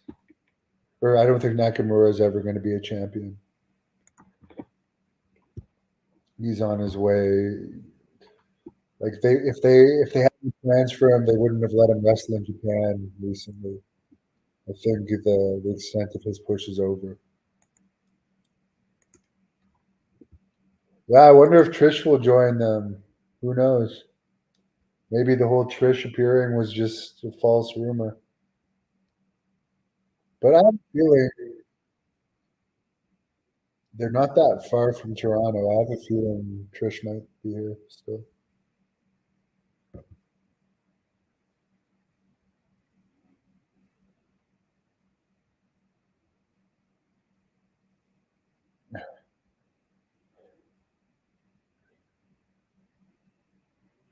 So now they're mad at each other, but they're just staring at each other,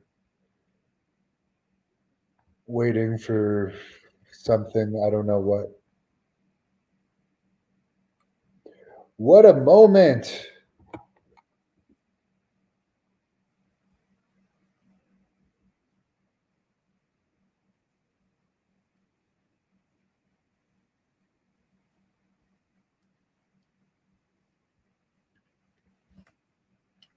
Candice LeRae and Johnny Gargano,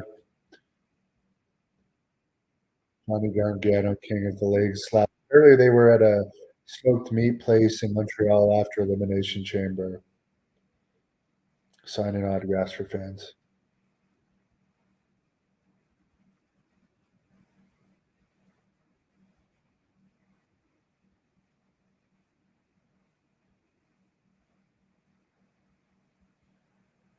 I'm still trying to figure out where this beautiful creative is that I keep hearing about.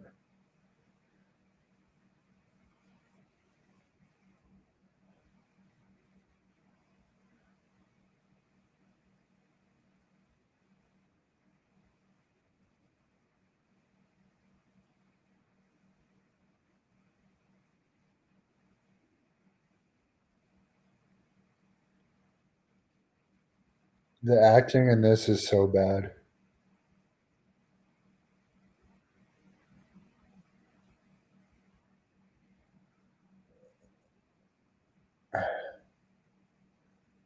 All right, here come the Alpha Academy.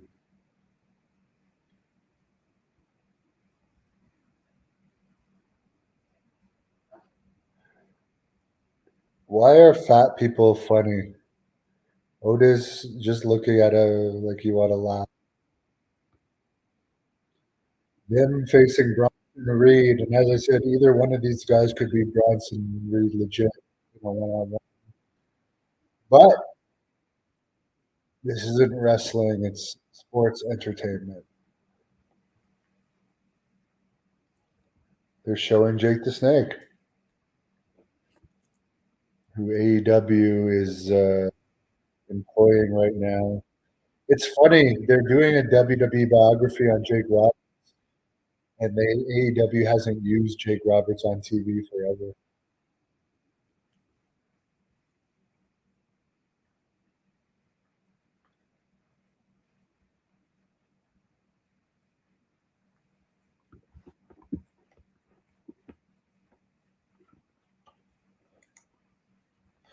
See what comments we have. A lot of you guys like Nakamura.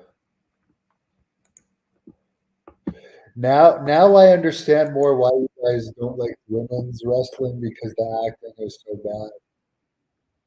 And the skit, like that skit we just saw in the ring, was just horrible. They do wait. I couldn't imagine paying to see this. How many matches have there been? Has there been 4 matches in 4 hours? Or am I missing? Am I forgetting about a match? We started with Zayn's match. Then there was Mustafa Ali's match. Then there was a girls' match. Then there was the Miz. Yeah, there's been 4. There's 2 matches an hour. It's now 10:11, and we're on to our 5th match. That's horrible. Crying says we need hot lesbian action back. That's so funny. Bobby Roode, he's still under contract, I think. I remember we both. He was an extra in 2004 in Calgary, but he went to TNA before. I remember him being backstage with me then. Buffalo Bills are finally getting a new stadium. Well, maybe they'll get a big WWE show. NXT is the Impact of 2015. I have no idea. Yeah, creative is creating a snooze fest. I honestly believe this is the best thing I've seen so far. My 2 highlights is the Zayn match and Lita returning. So you know what? I've come to the conclusion it's not that Sami Zayn is so good. It's that everything else is so bad that he truly is the best thing right now, which is really sad.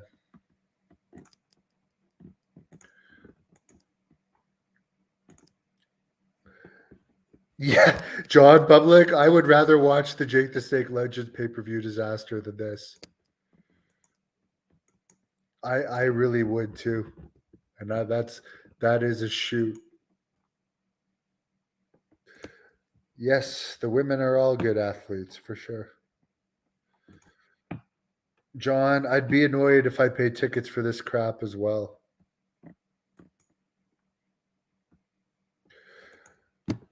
Gabe, no, I never wrestled Sami Zayn. He wrestled for Great North Wrestling one time. Randall, yes, WWE used to come to Niagara Falls too. They never come to Niagara Falls anymore. And yeah, Giant Gonzalez was huge. Who was he wrestling that night? The Undertaker? There's an ad for WrestleMania Goes Hollywood, which would have made more sense if it was The Rock versus Roman Reigns. Man, I'm getting sick of talking for this long. I'm trying, guys. I'm really sorry.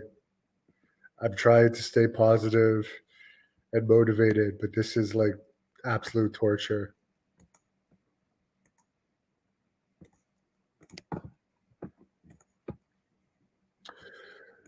I do like Los Angeles. They have good restaurants. The last time I was in Los Angeles, I got Kevin Sullivan very drunk. You could actually see Let me try it. I'll send you guys the link, and you tell me if you can notice how drunk he is.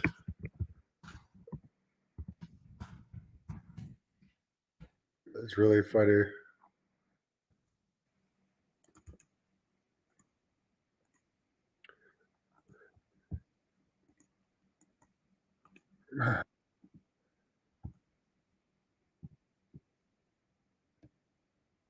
In this clip here, Kevin Sullivan is drunk. And it was before he managed me. But you know what? After he managed me that night, which by the way, he didn't walk out with me and he mysteriously showed up like halfway through the match. He smoked some fan as we were waiting for our cab to take us back to the hotel.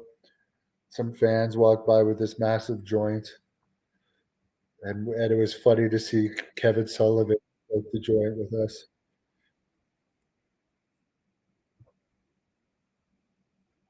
Yeah, Randall, Vancouver had a couple pay-per-views over the years.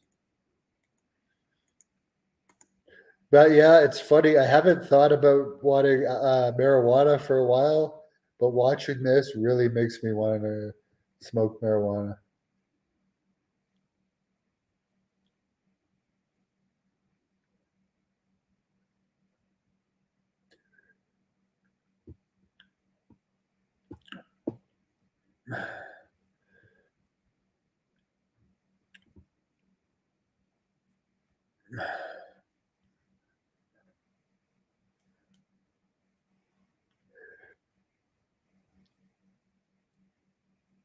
See, the difference between Bronson Reed fat and Kevin Owens fat is Reed looks strong and fat, where Owens is just like beer gut fat. But Owens is a great politician.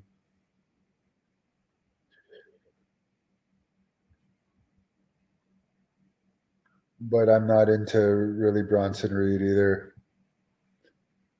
I do like these hits from Gable though. These are good. These are good strikes. Gable's had a job for a long time too. I think he's one of the guys Gerald Briscoe hired. Yes,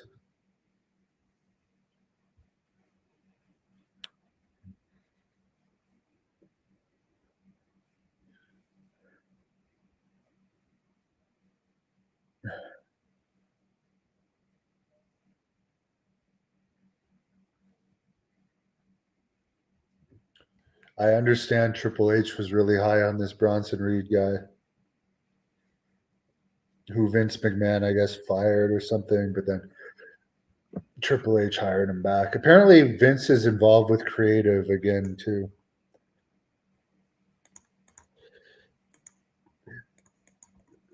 Tony sounds like watching WWE would drive a sober man to drinking.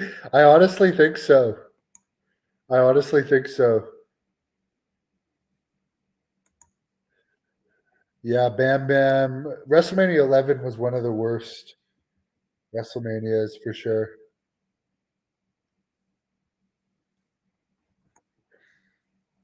Someone would rather visit his grandmother's cemetery in Inglewood than go to WrestleMania.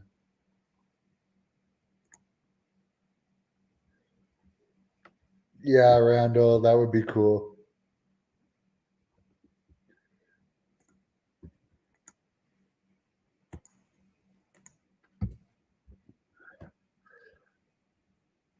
I guess Logan Paul didn't even show up, did he?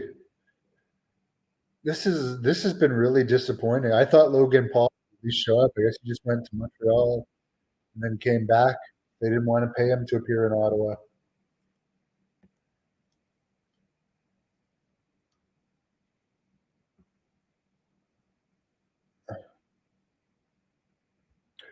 Otis is talented though. I will say that Otis is a good character. Bronson Reed, he's a good athlete.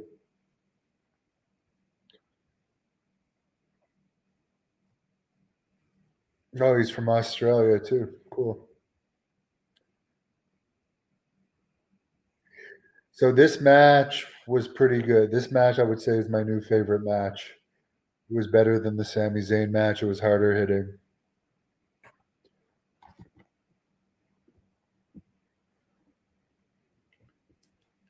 Although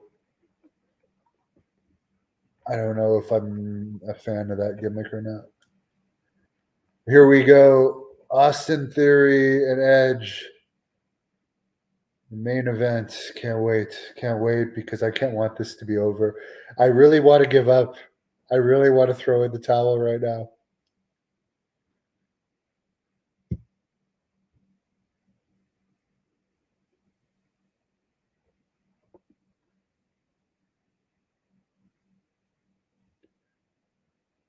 Ugh.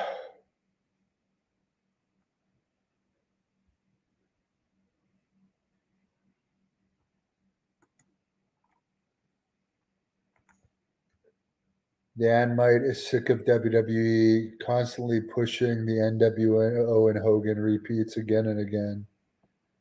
There's way more that never gets airplay. Someone says, I doubt they'll put over Cody at WrestleMania. Yeah, I have no idea. Honestly, he didn't get a good reaction tonight. I have no idea. Another A&E biography on the NWO too. There's a lot. WWE is cleaning up on all this content.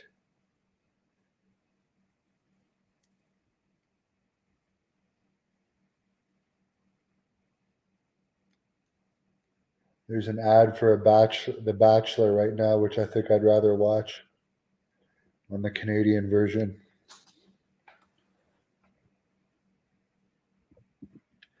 Well, I'm gonna get something else to eat while we're watching this ad.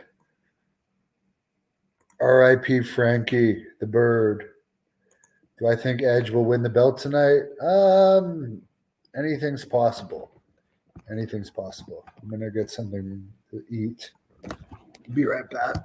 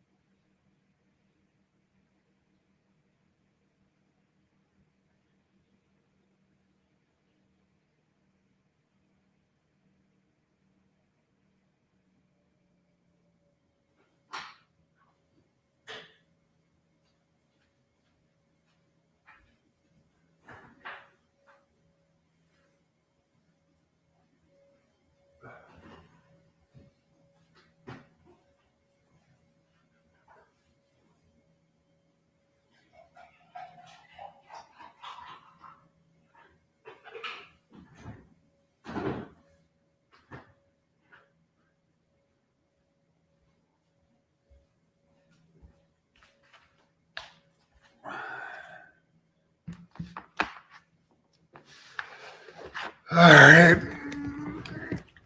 Anything good happen? No, it's still the ad.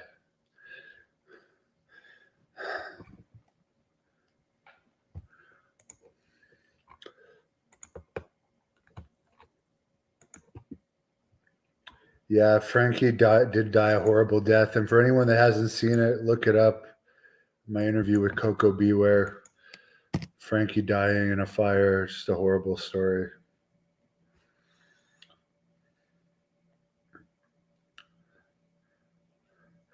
Monday Night Raw. I'd rather see Vince McMahon back doing like segments than that horrible women's segment we saw tonight. Oh, Elias. Elias.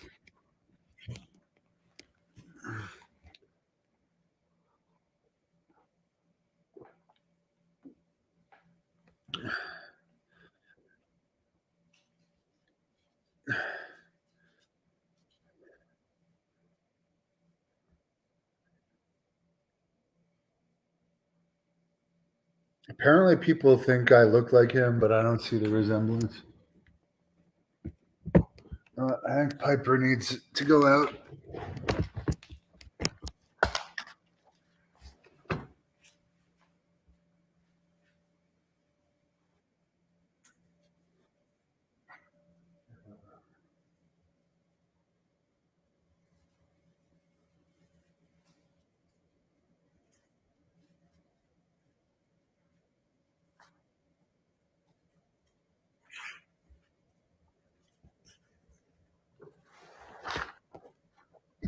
Piper's starting to get bored now, too.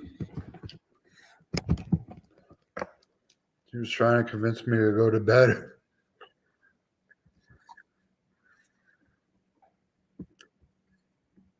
Bobby Lashley. I remember him at the TNA show in Ottawa that I was on with him. This is a big step up from those days.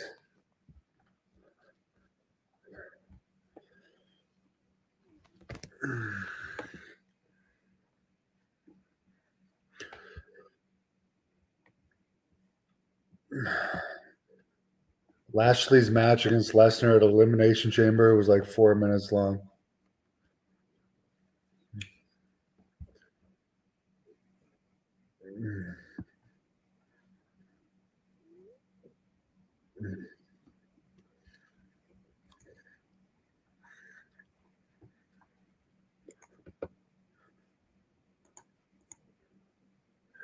What was the worst main event I ever saw at a WWE house show? Oh boy. I liked them for the most part when I was a kid and would go. None really stand out, to be honest. One of the worst house show matches I ever saw was Mark Merrow against Mick Foley. That stands out. That stands out as being a really bad one.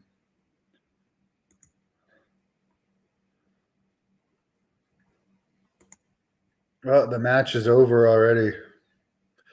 And surprise, surprise, more talking in the ring.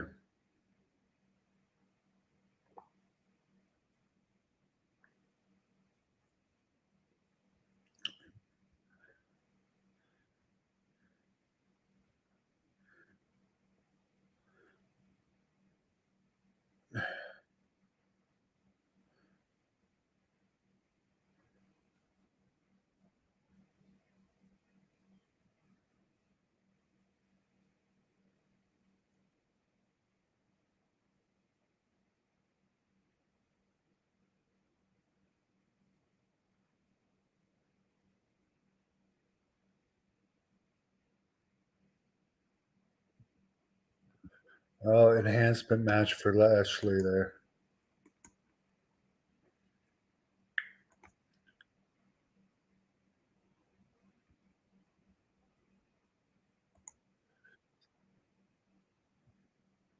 Yeah. 1991 at the Niagara Falls Convention Center.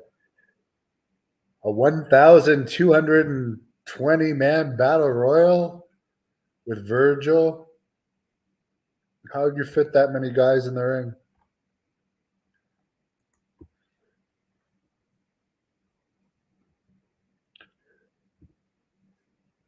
Yeah, I remember seeing Hulk Hogan against Earthquake at a house show.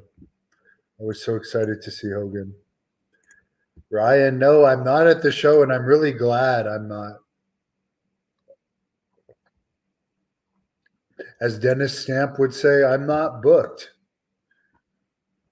I'm not booked. They could have used me to job to Lashley. Just kidding. I really like Bobby Lashley though as a person. Yeah, Raw is like 45. Hey, I'm only doing this as a test that I don't think I'm going to do again because it's way more tedious than I thought. I can't believe there's still half an hour left. I feel like I'm back in detention, which, by the way, was never 3 hours.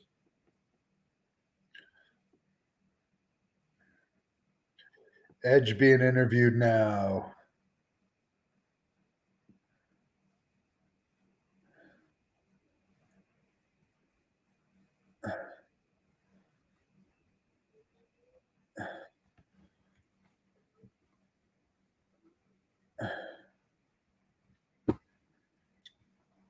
I think Edge will definitely get the biggest pop of the night, 150%.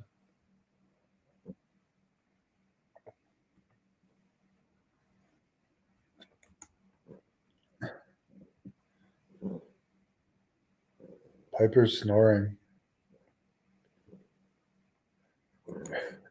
John Public says Elias a real raging good.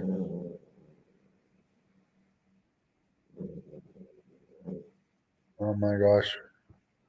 I thought she was snoring, but she's growling at me. I think she wants to show off.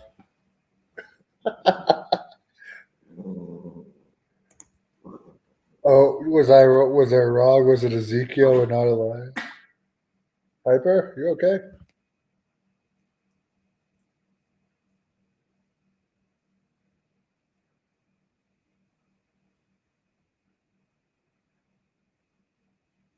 He's growling.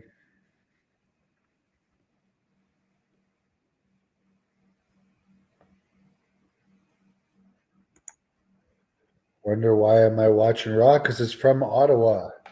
It's from my hometown, and there hasn't been a Raw here since 2001. I didn't feel like going to it, but I was curious to see what would happen on it. So I'm watching it. And I thought I would go by faster if if I wasn't live streaming it, I wouldn't be watching it. I would have tapped out by now.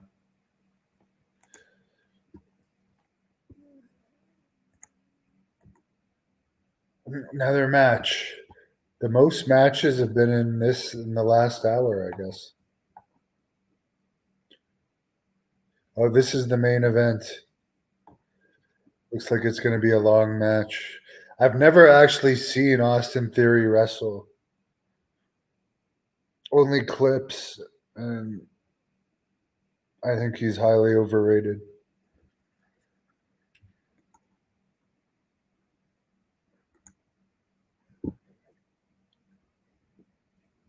Bray will come out. I don't think Bray's on Raw. They haven't had that many stars, honestly. I thought there was going to be more stars on this show. Been a disappointing show so far.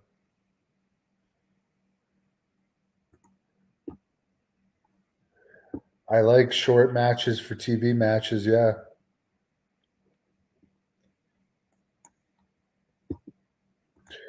I agree, Gabe. Mark Merrill was better as Johnny B. Bad. 100%. Mark Merrill was way better as Johnny B. Bad. No question about it. Dan says they cried about Warrior matches not being long, yet these matches seem shorter. Yes. Honestly, I'd rather watch a Warrior match than anything I've seen today. This has been not fun. Maybe if it was more matches in succession and shorter promos. The big thing I'm finding out of this show is there's just way too much talking.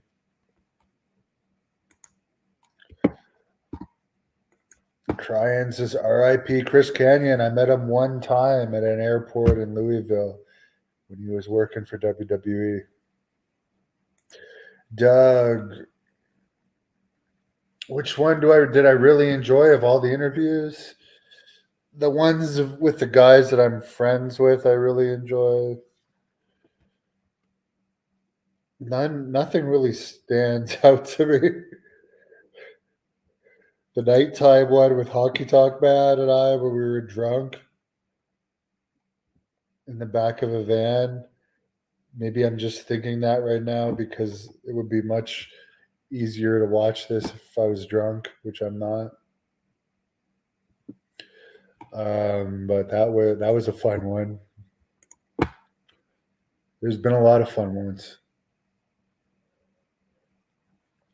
Billy Graham, I like hanging out with, so his were always fun because I kind of feel like he's almost like a grandfather type figure to me. John, I would rather watch. I liked the squash match formula with short interviews, or when the interview would pop up in the corner while the match was going on. where you didn't have to watch a whole entrance for a fucking interview where they're not going to say much of anything. Like, have it pop up during a match, have a squash match going on with someone pop up in the corner. Like, you know what I would have liked better from Cody tonight? Have Cody in an enhancement match and Paul Heyman pop up in the corner and say, you think you can beat Brock Lesnar, blah, blah, blah, blah, blah, rather than a fucking 15-minute promo. I don't know. Stefano, I don't think the Blood Hunter would fit into WWE's environment.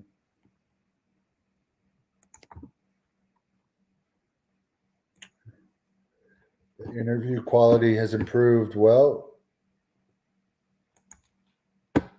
I don't know which ones you're talking about, mine or the ones in the ring. But yeah. Edge will get a bigger pop than Bad Guy or Cody Rhodes. Well, yeah. I actually think he'll get a bigger pop than Sami Zayn, too. I actually almost guarantee it. But yeah, Cody Rhodes did not get a big pop. Bad Guy. That's like the funniest. I think we got a new nickname for him. If there's one thing we've accomplished tonight, we've come up with a new nickname for Cody Rhodes. I feel like this night hasn't been a total waste. And also, I really want to cook. I've got like 4 hamburger patties I really want to cook. But I got to wait till this show is over to eat them. I did chest today, and I did over an hour of cardio. So I'm really hungry. All right, here comes Sedge.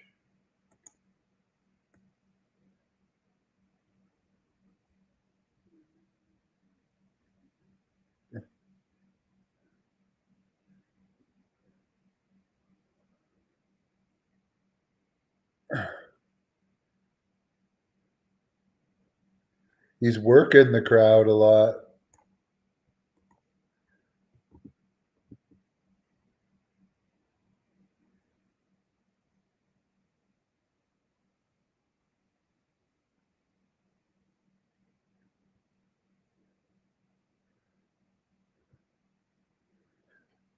I honestly think the crowd is getting burnt out by this point, too.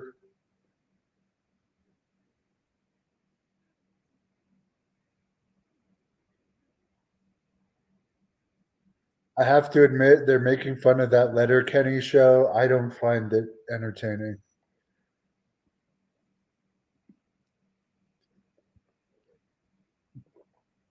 I find it boring as hell. And I tried watching it.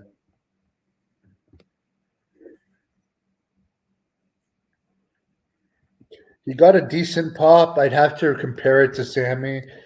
Edge did get a bigger reaction than Cody. But it seems like it's not a hot crowd in general tonight.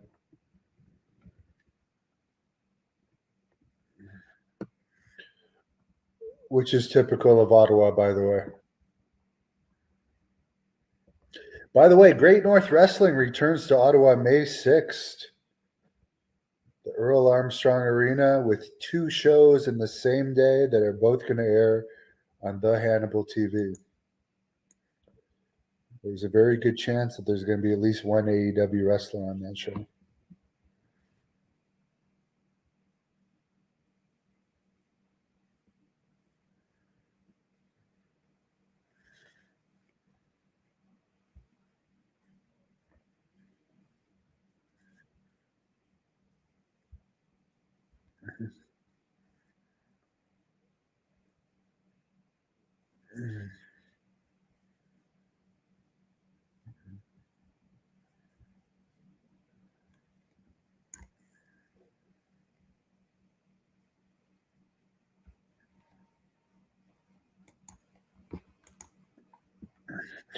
I really don't like the United States Championship.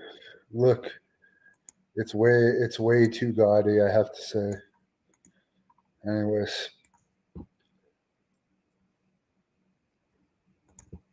Montreal needs another baseball team. They weren't drawing. The crowds were terrible. Theory reminds Doug of Flip Gordon. He looks like not very tall. I don't know how tall he is, but Edge is like 6'4". I think Edge is in better shape now than when he was in his 20s.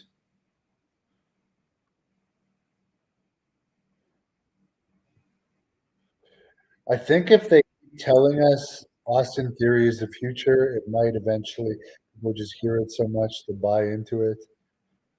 But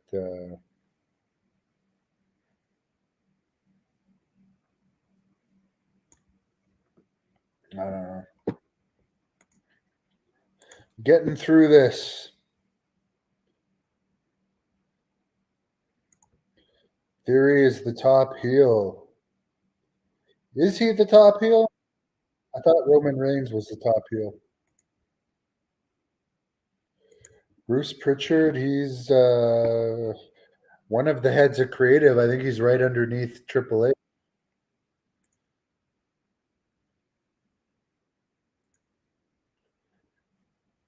Randall, I agree with you 100%. I used to love this Something to Wrestle podcast when it started. I thought it was great. And then Conrad got really arrogant. And also, all of his shows became overloaded with ads. And I'm sorry, but hearing Jim Ross talk about Blue Chew, it's just not something I want to think about.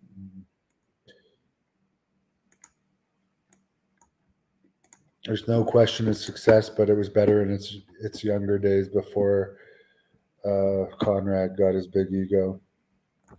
Ego the size of his gut, which is pretty damn big.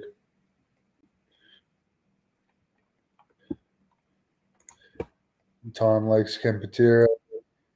Dan's aunt dated Tony Gurria. I did do an interview with Tony Gurria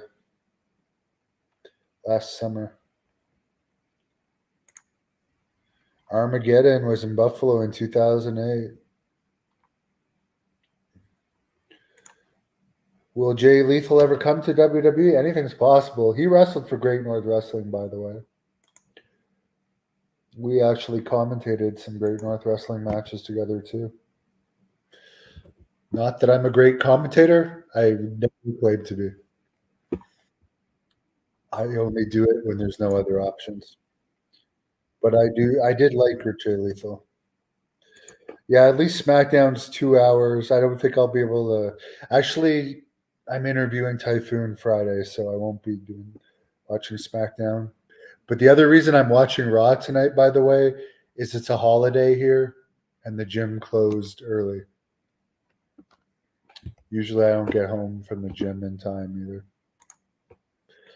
Gabe, I don't see any difference in Triple H's booking either, other than he uses more NXT guys. Okay, John, this was the most entertainment I've had in the last 3 hours. Say hello to the bad guy. Oh my God. Say hello to the bad guy. You just came up with a new line for Cody Rhodes. Yeah, Cody came and he talked in the ring for like 12 minutes. Tom, yeah, you could call Cody the American Cricket tonight. That's funny. Doug, that could very well happen. I'm sure you're going to see more people jumping back and forth as time goes. Tony Khan seems to be AEW is not doing the greatest right now, and Tony Khan seems to be losing it a little bit right now, to be honest. I reported on it earlier that Ariel Hawani mentioned there was some weird stuff going on during the Tony Khan interview that he did that may have caused him to call Tony Khan the snowman. but he said he wasn't going to go into details.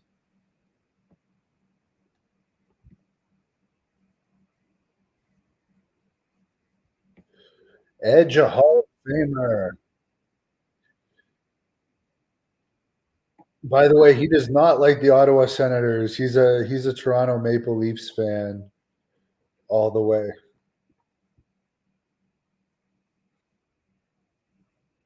I think I saw Edge against Kurt Angle once in Cornwall, Ontario. Seem to recall that. There's a funny story in Edge's book about Cornwall, which is a town that WWE used to go to, that doesn't go to anymore, where he went to stop at a restaurant in Cornwall, and apparently there was a truck driver that stopped at this restaurant at the time and was telling the waiter that like he was Edge's father, and Edge told the waiter like, "My father's not a truck driver." I don't even. I think his. I don't even think Edge's father was around because I'm not. I'm not exactly positive, but for whatever reason, Edge was like, "This guy is completely bullshitting you." So I wish I could have seen the reaction of this guy when he came back into the same restaurant the next time after Edge has been there. Because that's just hilarious. I could picture somebody doing that. Of course, you never expect the actual guy to show up in the same restaurant and destroy your kayfabe. Austin Theory in control with a headlock.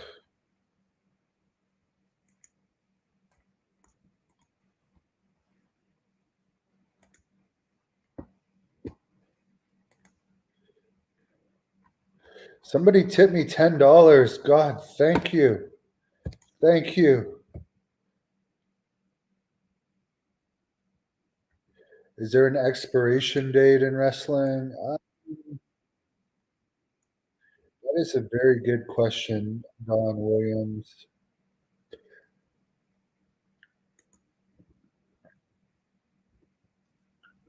There's a lot of money in wrestling right now, a ton of money. If there can be, if it can just get a big star again, or some more exciting stuff can happen, or if it gets better, I don't think it's dead. I don't think it's ever dead. It really needs a shake up, and I hope that the WWE selling will shake things up. I don't think it's dead. I really don't. I just think that there's too much of it, and it's quantity rather than quality right now. Would bringing back Jim Cornette make Raw better? No. He never did well in WWE.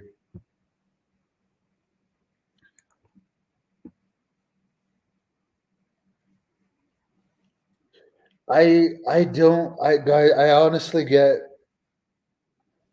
offers to have to do the Blue Chew type crap and those type of things where you get codes and then you have to waste time plugging that stuff. I'd rather work a normal job and not have to do those advertising plugs. It's just the way I am because I don't like selling people on stuff that I don't care about. Maybe if there was a product I really cared about, I would, but I wouldn't feel right doing it. Tony laughed so hard about bad guy Cody Rhodes.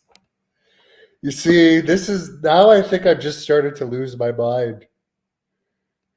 2 hours and 50 minutes into this.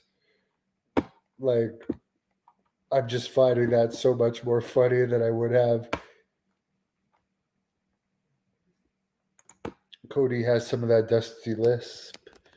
I never noticed that, but that would be, you know what? If he did more Dusty and he threw some Dusty impressions into his promos, he might be more entertaining. No, the two cons are not related, by the way, Dan.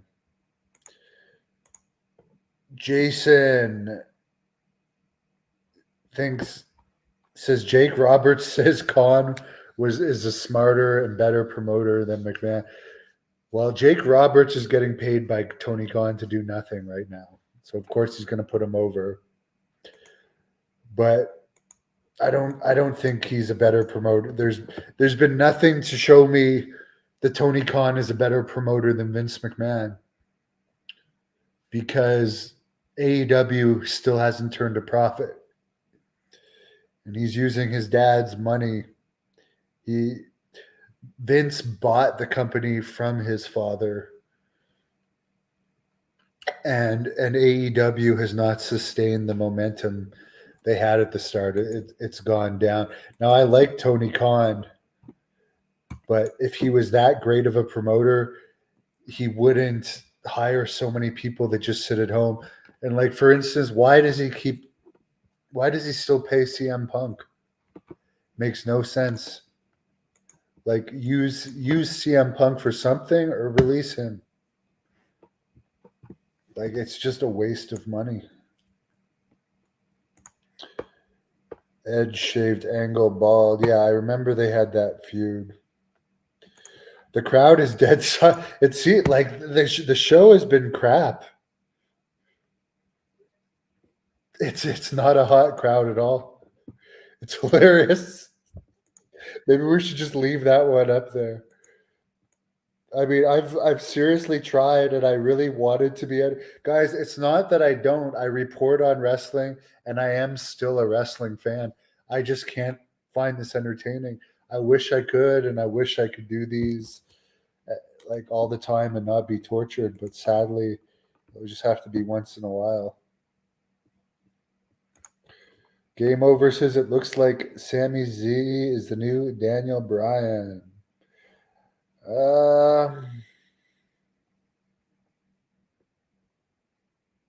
Funny comment. Funny comment.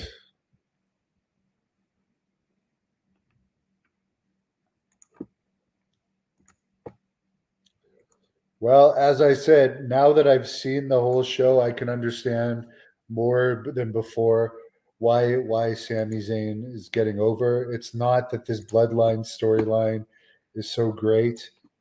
It's that everything else is such crap.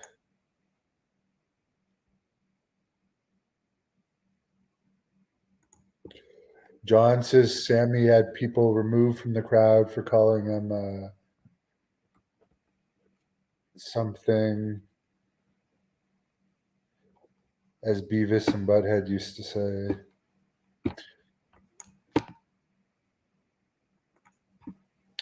Alberto, they're not going to push LA Knight beyond what they've pushed him. It all depends on what they push, and no, I don't think they will. I like LA Knight as a person, and I thought he was a good wrestler. He was on that Impact show I was on, and he didn't. I saw him like a couple times over that week because I came to do interviews other days. So I wish him well, but no, they're not going to push him.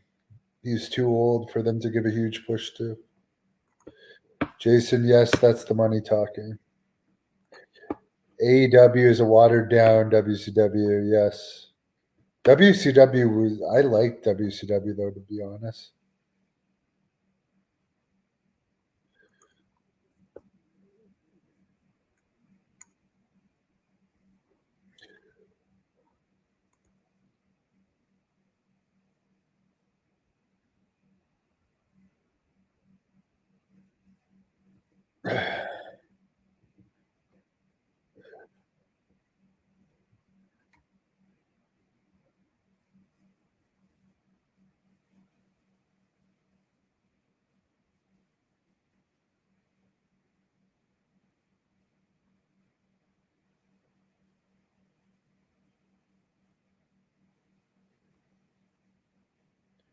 I remember Edge and Ric Flair were in like a tag team match on that Calgary Raw I was an extra on, and everybody was in the same dressing room that night.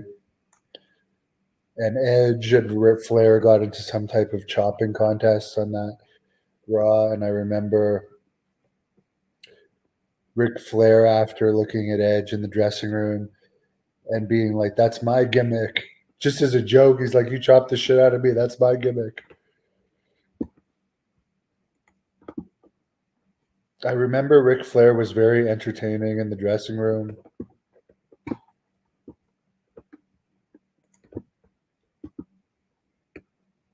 And was very nice. I remember when I was actually taking a surprise. I was taking a piss. Um, when Ric Flair first walked into the dressing room that day, and he actually like gave a woo when he came in, and he had the cool sunglasses on and a suit. And I remember when I did meet him that day. And yes, of course, I'd washed my hands. He had the rings on his finger. He's like, "Hi, I'm Ric Flair. Nice to meet you." He just had like a very comforting, friendly, starish demeanor about him.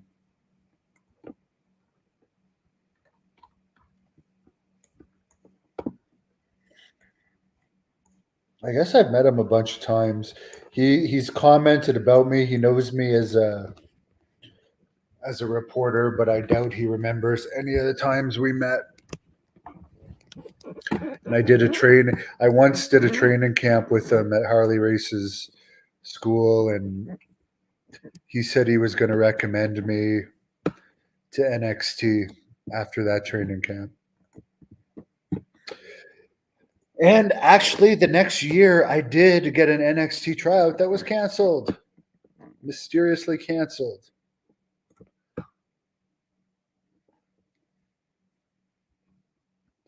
Ha ha, John.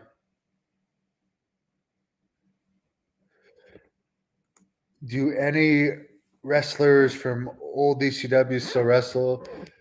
Justin Credible, although he'll show up drunk like when he wrestled me a couple of years ago, showed up completely wasted.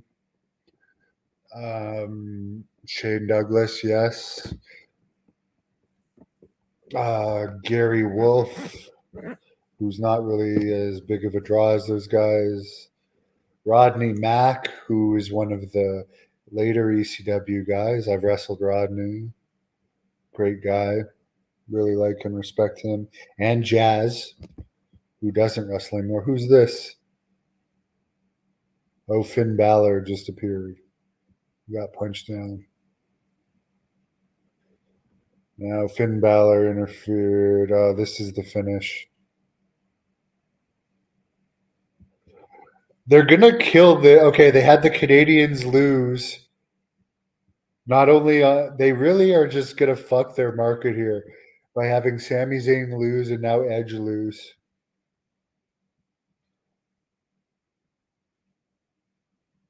Honestly, they're not leaving Canada with a good taste in their mouth. They're really not.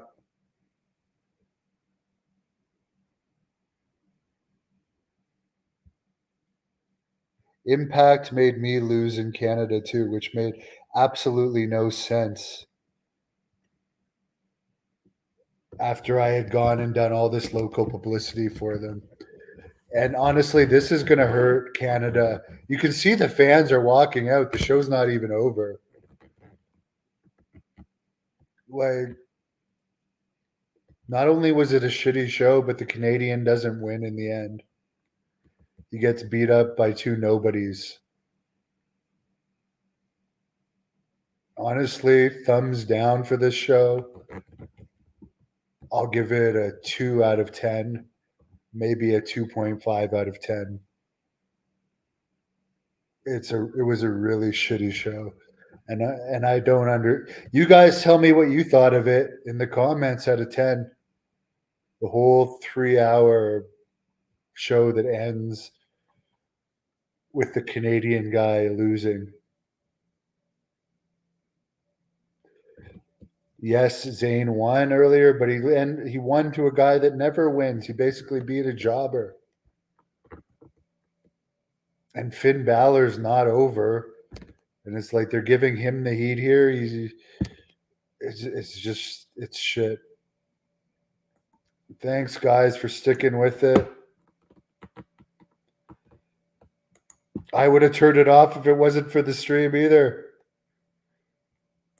Thanks, guys. I won't be doing this too often. I was hoping it'd be a lot better, but I appreciate you guys helping me get through it. I seriously could not have got through it without you. Have a great night. Thank you for watching the Hannibal TV. Please like this video if you enjoyed it and click the subscribe button to not miss any of our latest shoot interviews, match videos, or news updates. Follow us on Twitter at the